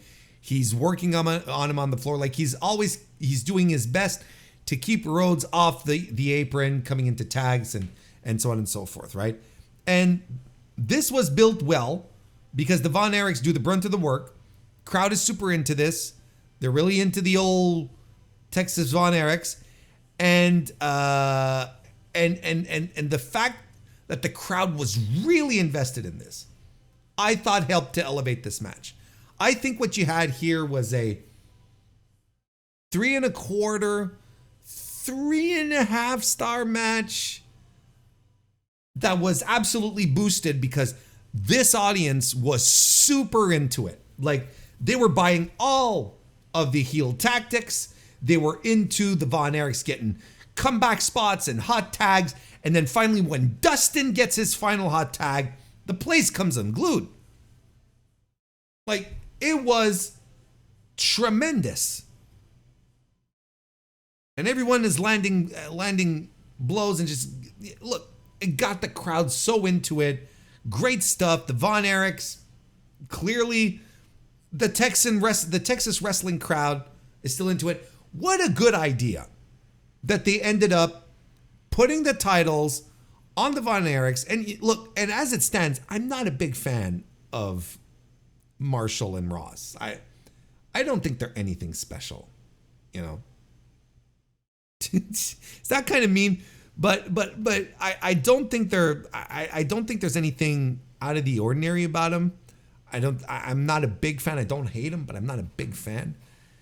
But I have to appreciate the good call of putting the trios titles on Texas boys, right? Because Dustin's from Texas, Dustin's from Texas too, and the Von Erichs are synonymous with Texas, so the crowd just ate it up, and it was fantastic. And then they go to Battle of the Belts, and then they win the belts there.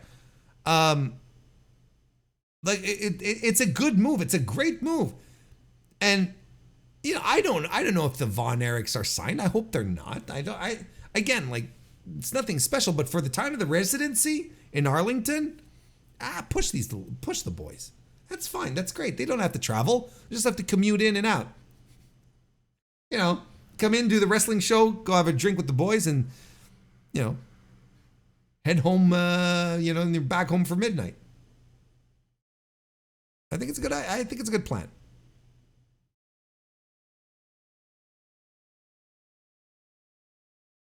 Then we had the Ring of Honor Television title Survival of the Fittest six-way elimination match where Atlantis Jr. defeated Brian Cage, Jonathan Television, Lee Johnson, Leo Rush, and Shane Taylor. I thought this was pretty good. I gave this 3.5 stars. A lot of stuff happens in these types of matches, right? And I think it was fine. Crowd comes alive when everyone is doing dives on the floor, and that is always fun because everyone's doing dives. So it's always a good time. Leo Rush got rid of Shane Taylor. Lee Johnson got rid of Leo Rush. Brian Cage got rid of Lee Johnson.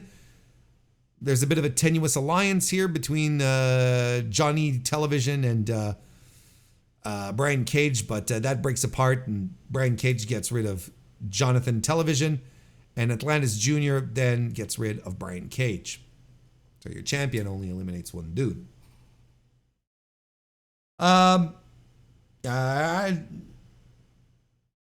Look, I appreciate this this back and forth here, with the CMLL guys and the AEW guys, and it feels like there's a little give and take everywhere, I understand it's Ring of Honor. Bear with me. Atlantis Jr. World TV title champion, that's cool, It kind of feels like something they would have done in under Carey, back in the days. To me, that's it works. You have someone from the outside come in, win the title, have a couple of defenses. It's going to defend in Arena Mexico, all that stuff. I think it's cool. I think that's cool. And Atlantis Jr. is tremendous too. And I like the back and forth. Then you have the AEW guys going on to CMLL, and they're doing stuff there. Like there's a good little exchange. And unlike what we were talking about earlier, we're not just sending the dregs over to the other company. No, we're sending our top stars. We're sending the Danielsons and the Moxleys and the MJFs, and the Pentas and the Ray Phoenixes. Like we're sending names. We're not fucking sending, Kip Sabian. We're not sending Matt Sydal. Well, we did once, but we understand. We know why. That was a question of circumstance. Anyway, 3.5 stars for me.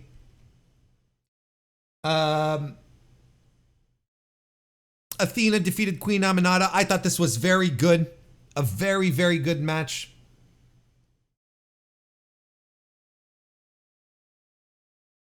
Goes to the floor. Aminata gets gourd busted on the floor by Athena. Snap suplex by the Queen. And she changes the pace.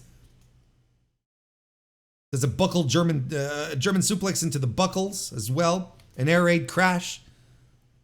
Buckle exploder by Athena. They trade some strikes. Athena grabs a kick and transitions into a single leg. Queen Aminata locks her into this crazy ass submission where I'm like, oh, this is pretty cool. They do a great bump where Queen Aminata gets tombstone on the stairs. And a little later in the match, Queen Aminata does a Tiger Driver 91. And then after that, we have distractions aplenty and kind of takes me out of the match. And Athena has a microphone and uses it, then does the O-face, and we get the win, which puts the ceiling to me at 3 3/4 stars, but I was ready to go higher. I thought this match was on such a good pace for a great... It's so hard to just have a nice, good, decisive, clean finish. It's so difficult.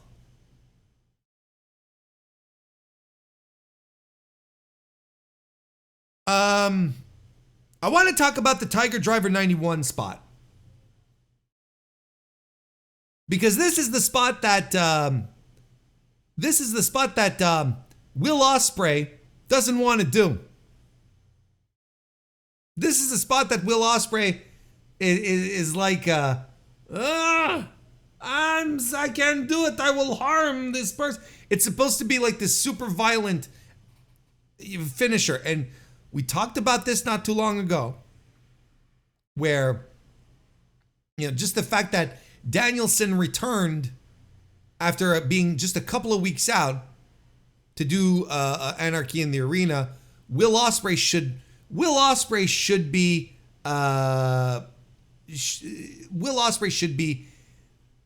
have his conscience absolutely cleared. Like, he didn't kill Danielson, he didn't ruin his career. He should be like, oh, okay, it's fine. It's just, I'll do it again. But no, like, this is the use of the Tiger Driver 91 is a central piece of storytelling in essentially the same wrestling company, the same wrestling universe, pardon the expression in this circumstance. Now, I'm not trying to be funny.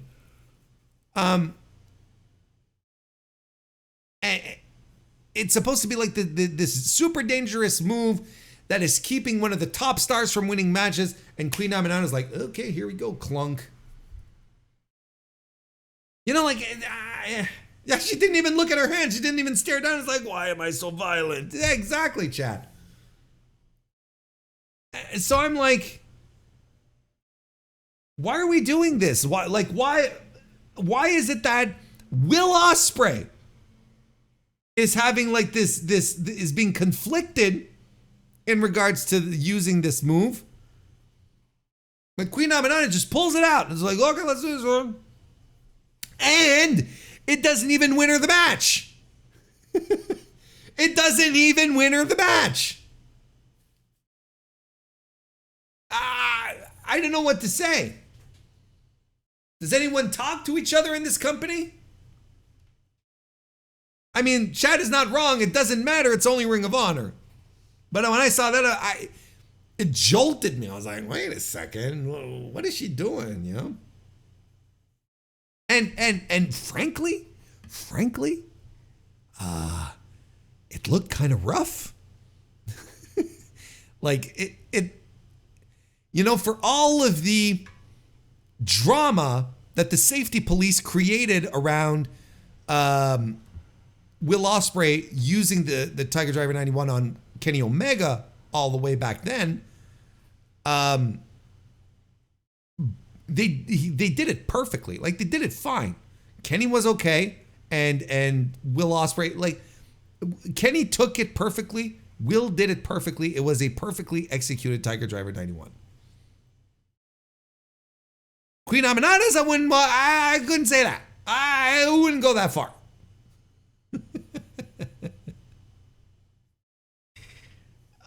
It's so weird. It's so strange. But I'll tell you one thing about Queen Aminata, though. She is a much more polished pro wrestler than she's been since we started watching her. She's been improving. And you know what? She's got this presence. She's got this incredible amount of charisma. You give this woman just the tiniest pushy push. It's the slightest little pushy push. And I think she gets over huge. I think she gets over tremendous. Like, she can develop a crowd connection like this. She's got the look. She's got the charisma. Good pro wrestler. I don't know, Matt. Like, I know everyone's always talking about Athena, and with reason. Don't get me wrong. I'm not trying to diminish her in any way, shape, or form. But Aminata's not part of that conversation yet. But holy smokes, it wouldn't take much. You put her on Dynamite, just a little push. I swear to God. And you've got another Willow Nightingale on your hands, where it's just where it's effortless. Tony didn't work to get Willow Nightingale over. He was putting her in she was being served up as enhancement for Jade Cargill and others, and But Willow got herself over because of the naturals, and she's a good little pro wrestler on top of that. Same thing with Aminata. Let's go. I think it'd be tremendous. I'm telling you. Like I said, I know everyone talks about Athena, but me, I see the dollar signs when it comes to Aminata. I see she has an extremely high ceiling. Let's put it that way. And then the main event, Mark Briscoe successfully retained his Ring of Honor. I'm so confused.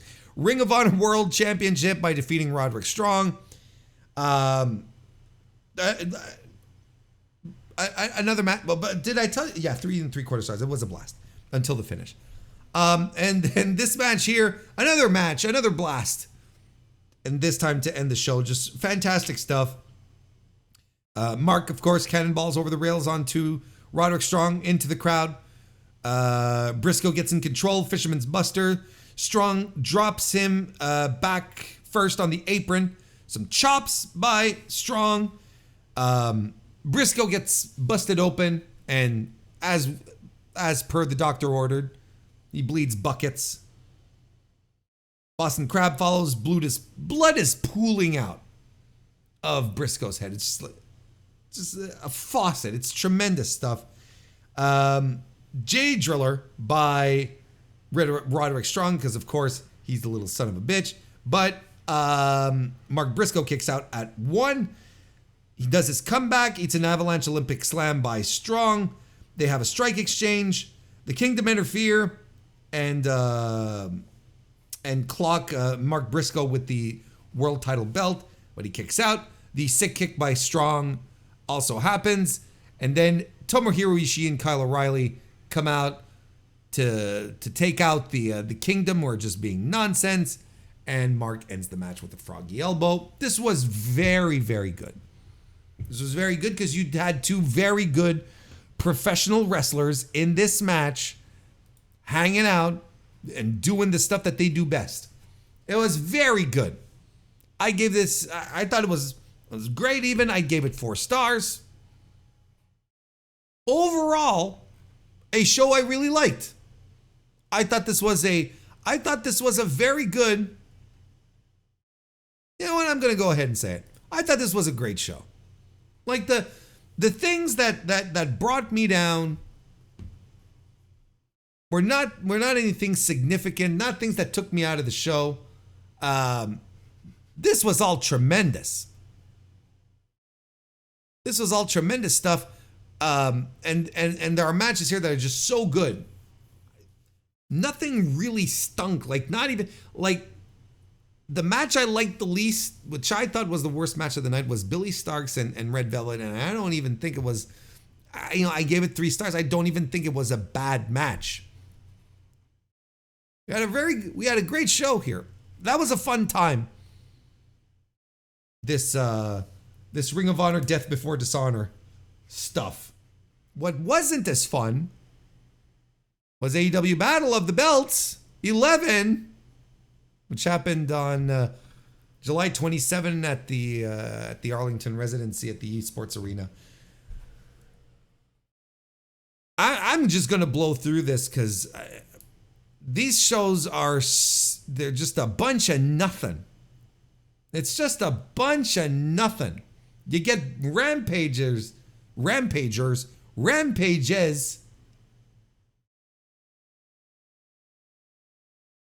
that are better than this. Oh, look, I watched it, so you don't have to. How you doing, Obscurity Knox? Good to see you, pal. Tony Storm defeated Taya Valkyrie in a AEW Women's World Title Eliminator match. That's right. We had an eliminator match on a show where championship belts should be defended in all the matches. That's the gimmick, right? Battle of the Belts.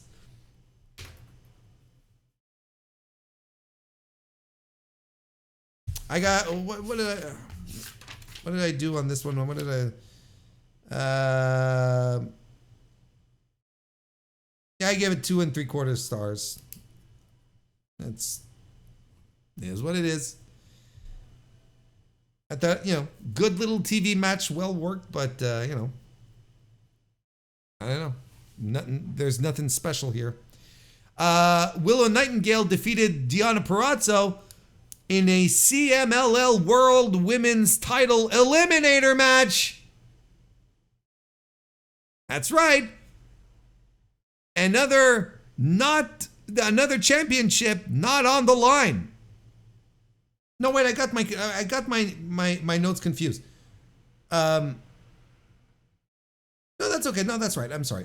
I thought my ratings were confused, but I was confused by how I wrote down my ratings here. Don't mind me. Like the highlight of this match was Willow Nightingale dropping Deonna Purrazzo on her head. I think it looked worse. I think it looked worse than because of the angle, but it was still a very scary spot.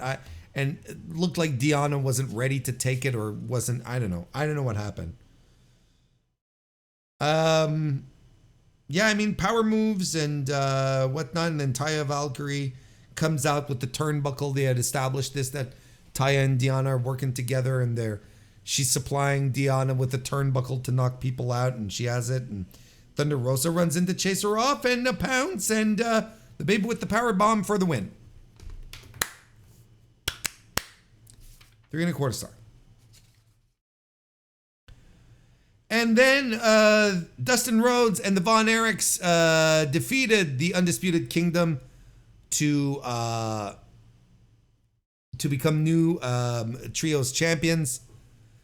I don't even have the mental desire to try and make sense of why Dustin and the Von Erichs had to work to get this spot, but it was just given to Taven Bennett and Strong, who don't have a claim to the tag team, to the trios titles.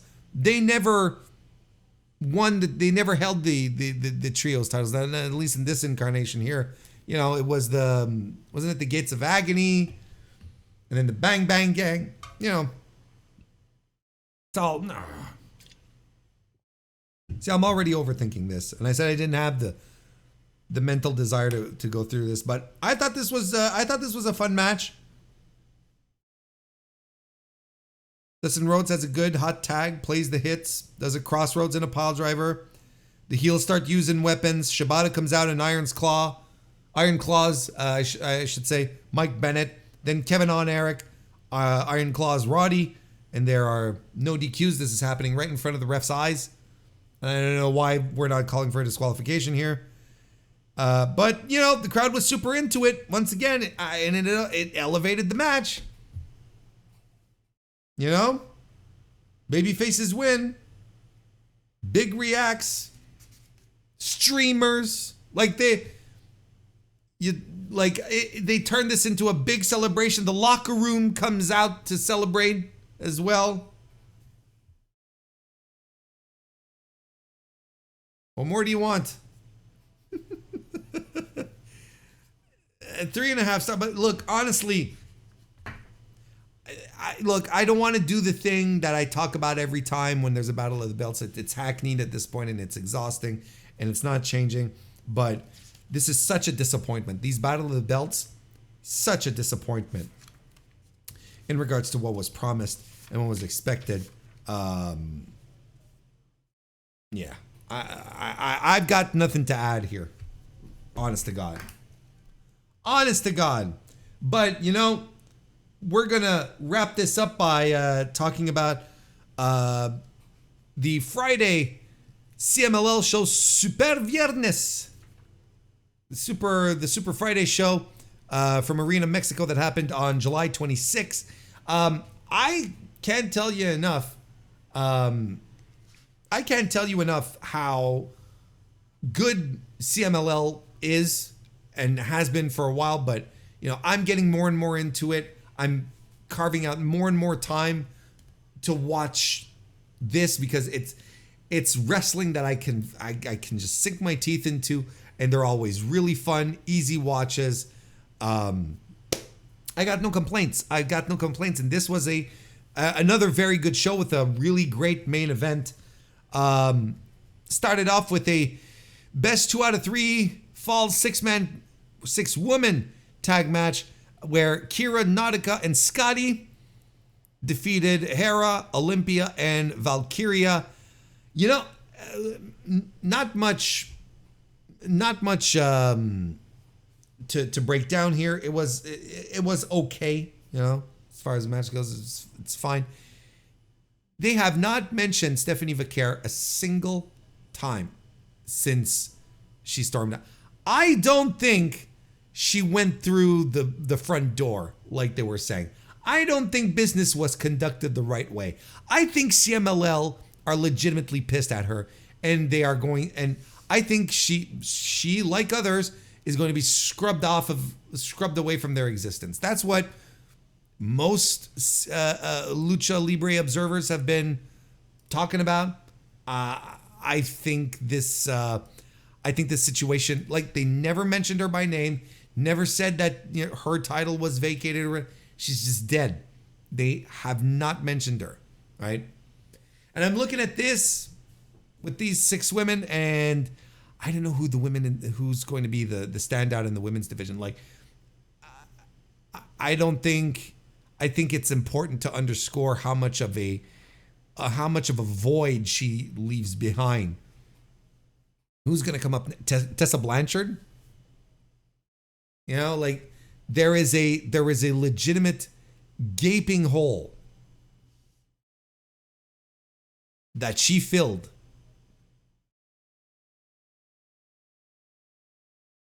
Then we had a best 2 out of 3 falls 6 trios match. Let's call it just trios. Let's go ahead. Futuro, Hombre Bala Jr., and Max Star defeated Magia Blanca, Magnus, and Rugido, the Depredadores, who I really like. I really like Magnus. I really like Rugido. Yeah, this was good. Futuro does this insane dive to the floor, and I think it's Magnus who catches him. Magnus catches him. So Futuro does the dive to the floor, and he lands on Magnus, who catches him, and then does a Hurricane Rana, but Magnus catches him a little low, and his head, like, I swear, Futuro's head is like grazing the floor. I was like, ah! Like, scary, man. Incredible spot. Good little match. Then we had a best 2 out of 3 falls match. Hechicero and Valiente defeated Esfinge and Euphoria. And this sounds about as fun as this sounds as fun. This was as fun as it sounds.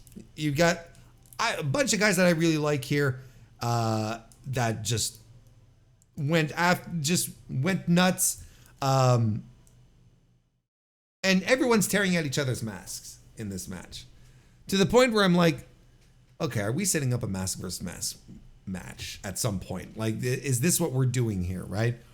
And it's just a wild match with stuff happening, and, you know, people just tearing at each other's masks until Valiente gets the pin for the win. And then there's a huge post-match angle where everyone had their turn on the mic, essentially talking shit to each other. Like, I'm not great in Spanish, so I don't know exactly what's being said, but, you know, the way they're pointing and they're acting, and I read about it also on Lucha Blog at thecubsfan.com. Lucha Blog was even talking about how, basically wrapped this up, saying that, yeah, they seem to be setting up this mask versus mask deal. Is it going to be a 4-way? Because this is the type of thing that they set up for the anniversary show, which is going to be in September 12th, if I'm not mistaken. That's going to be where Chris Jericho is going to fight Mystico, if I'm not mistaken. And, you usually have mask versus mask on these shows, and maybe it's going to be a 4-way. That's probably something we're going to start setting up here with these 4 guys. But at the end, like Euphoria, just like at the end, he punked out all 3 guys, left with all 3 masks. Just came across as looking like a killer. I liked it. It was fun. 3 1/4.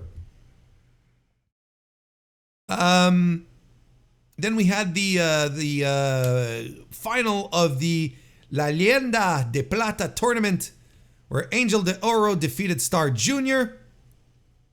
I thought it was a good match. There was a bonkers spot where they do a real deal top rope Hurricane Rana. Like a real deal where both guys are on the top rope, not one on the second, and both guys on the top.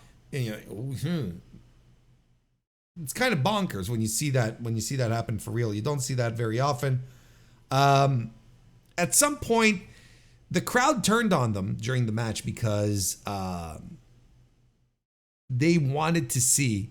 This audience was here to see the Luchadors. The Lucha Brothers is what I wanted to. They were here to see Penta. They were here to see Rey Fénix.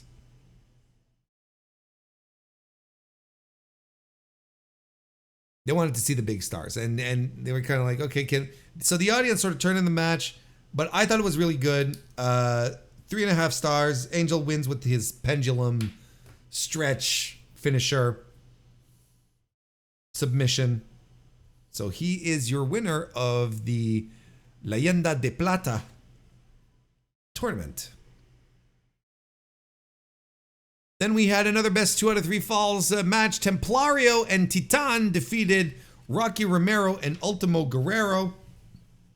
I believe this was Templario's first match as a Technico, because he was Rudo, but the audience just really started to love him and cheer for him. So he's gone Technico, and I believe this was the first match. And look, going up against 2 clear-cut Rudos in Rocky Romero and Ultimo Guerrero, like 2 top heels, 2 bad guys. And the Rudos are having their way with him at first, so much so that they get the first pin. The Technicos get the next pin after some spectacular stereo splashes. Then afterwards, Rocky eliminates Titan. Templario eliminates Romero. The crowd starts getting into it. The crowd is into this. Like, the crowd is really, really into this match. Like, there is great heat in this match. And despite eating a Canadian destroyer by Ultimo Guerrero, Templario gets Guerrero to submit. And that was his... I think it's his first big win as a Technico. And it's a good way to establish him for what comes next, because after the match, MJF showed up on the video screen to issue a challenge for Templario to challenge, offering up his newly minted American Championship belt. So MJF is going to go to Arena Mexico to do this. I do believe it's this week, right? Let's see here. Yeah, on August 2nd, MJF going to fight Templario, and he does the thing where he's I heard you were a great wrestler, so on and so forth. And well, there's a great test for your brand new Technico to fight MJF, who is going to be just awful to the Mexican crowd. You just know it. It's going to be tremendous. So that's happening this Friday, actually. And finally, we had the big main event. It's a shock that the American Championship doesn't spin, actually. The Death Triangle Actually, Místico, Volador Jr., and Mascara Dorada defeated the Death Triangle by disqualification in a really good match. I gave this 4 stars. But let me tell you, forgot to mention this at the start, but the Lucha Brothers, particularly Pentagon, were so over with this crowd. Like, you had in this match Místico, who was like the biggest name in Lucha Libre right now in Mexico, and Volador Jr., who is another big fan favorite, and Mascara Dorada, up and coming superstar. Both, yeah, and despite that, Penta is there, and he is just in complete command of the crowd. Like, he's doing the Zero Miedo stuff, and he's having everyone sing along to his things, and to a degree where I kind of feel like the CMLL guys were a little shoot ticked off. I think it kind of got them. It wasn't poking them in the right place, you know. I legitimately believe that they were a little annoyed by this. You know, and despite the fact, look, this match was all over the place. I thought it was well done. Penta's even tearing at Místico's mask, and this one I'm like, oh my god, okay, like we're going all out on this one. And for a good portion of this match, the Death Triangle guys are really in control. Like, they're really in control. They get the first fall with a simultaneous submissions and a pin. Penta, like I said, tears at Místico's mask, and then they just continue to run roughshod. They drag him up the ramp, and they're doing super kicks up on the ramp. And the CMLL guys eventually fight back. Volador and Mascara Dorada get stereo pins to win the next fall. And then the CMLL guys do triple stereo dives twice. That was awesome. More dives and flips to the floor. And then to end the match, Pac shoves the ref. That forces the DQ. They unmask Mascara Dorada. In fact, they unmask everyone. And it was the referee getting shoved that called the DQ. I thought at first it was the removal of the mask. Because removing a mask in CMLL is a disqualification. But it was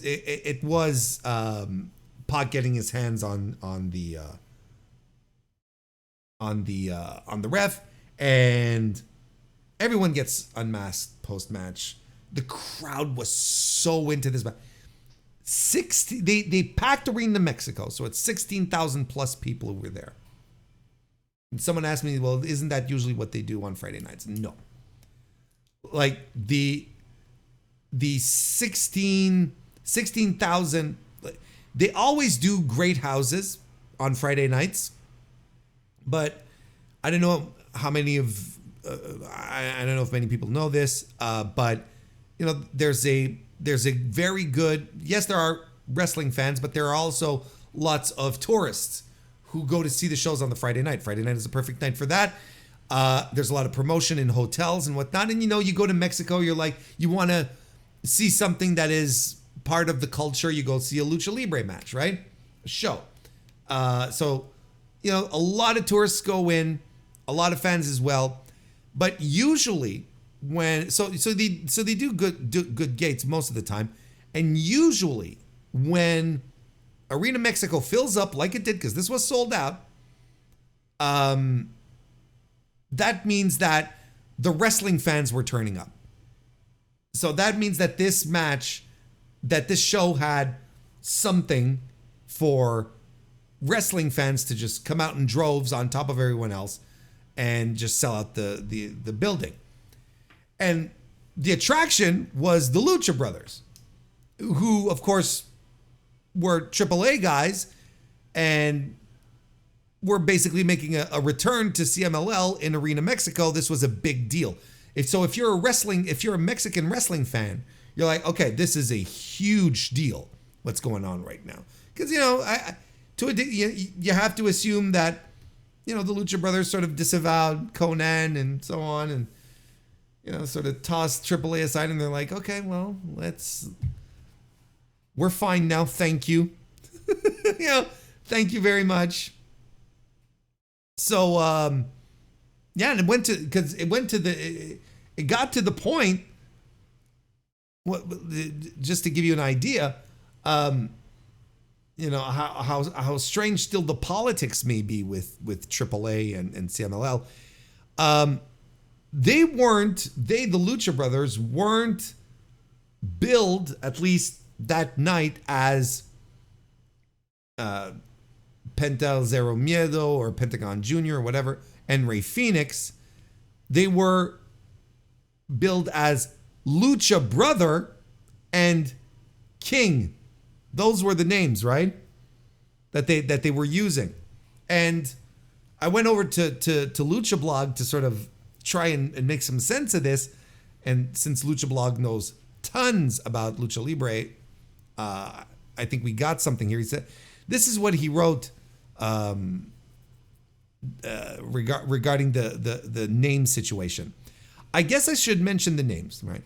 It was clear something was up with the names when CMLL used Los Lucha Brothers in all promotions instead of individual names. And King and Lucha Brother were what they went for on the show. I am now so inured to weird Lucha Libre name issues that I just shrugged and went with it. I think that was the common reaction. At best, as anyone can figure, this name change was what Conan referred to in his latest threat. Penta and Phoenix could use variations of their names in their 2018-2019 visits to Arena Mexico, but AAA was in a happier mindset place back then. And Penta and Phoenix were still working on AAA shows at the time. My guess is Conan's post on Saturday about Marks, I don't know exactly what post we're talking about, but is also a reference to this situation. CMLL likely didn't pay Penta as much as AAA might for a big match, like say for a Triple Mania main event with Vampiro. And Conan's point is getting paid the sole point of any of this. But also it's notable that both of these instances are Conan quietly going against two of his prized proteges. And that's very unlike him. Loyalty means the most to him, but perhaps he feels they've broken an oath to him by working in opposition. All of the name changes meant nothing but a funny story. CMLL sidestepped the issue, and these guys were over anyway. And boy, were they over. You could have called them Charles and Frungeldunk, and they would have still been over. It was tremendous. And they come across as beasts because they just completely wiped the competition, which leads a lot of people to believe that this scenario is not over. This situation is not done.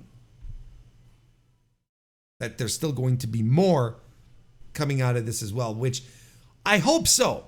I hope there is some kind of comeuppance because the CMLL guys really did look like geeks at the end. Despite the fact that the crowd was completely on the side of Penta and company, I can't even begin to tell you how unless you've seen it, just how much they wiped the floor with Mystico, Dorada, and Volador Jr. It's just wacky. So hopefully there is something to come out of this where the CMLL guys can get their heat back. But as I mentioned earlier, at least there's a lot of give and take in the CMLL relationship. But you'd assume at some point, look, what's upcoming right now? You've got Claudio Castagnoli that's going to be in the Grand Prix, right? And then you have MJF coming this Friday. You've got Chris Jericho coming for the anniversary show. MJF is not losing no way. Claudio, someone's going to beat him, right? And Mystico is absolutely beating Chris Jericho. So maybe bringing in Mystico to get a couple of wins on some choice guys on Dynamite or on Collision. I think that would be a good exchange, But I feel right now it's still I think there's some good back and forth here. Atlantis is the Ring of Honor champion, Atlantis Jr. It's fine. Anyway, I think you should check out the show if you haven't. It was tremendous. And yes, maybe one day Ray Phoenix will be referred to as Frungeldunk. Chat. You never know. So there you have it. That's we're just gonna wrap everything up. Not just end the CMLL talk, but we're gonna wrap everything up. So listen. Leave a like and a subscribe if you haven't already. If you're watching this on youtube.com/MrWarrenHayes. Subscribe if you haven't yet. Look, I'm doing daily G1 Climax 34 recaps, reviews, analysis, the whole thing. Every time there's a G1 show, I am absolutely on it, providing, giving. So you don't want to miss that, and a subscription will ensure that you won't miss a thing. So be sure you're honed in on that. I will be back on, and of course, you can do the same thing on your favorite podcast application. I'm there as well. I will be back Thursday on top of that as well for the weekly AEW Dynamite review. And yeah, otherwise, next Tuesday, I'll be back for another live recording of the Mr. Warren Hayes Show, 7 p.m. Eastern. If you can make it, that would be great. We'd love to see you. But hey, in the meantime, I hope you have a great rest of your week. And I'll see you next time.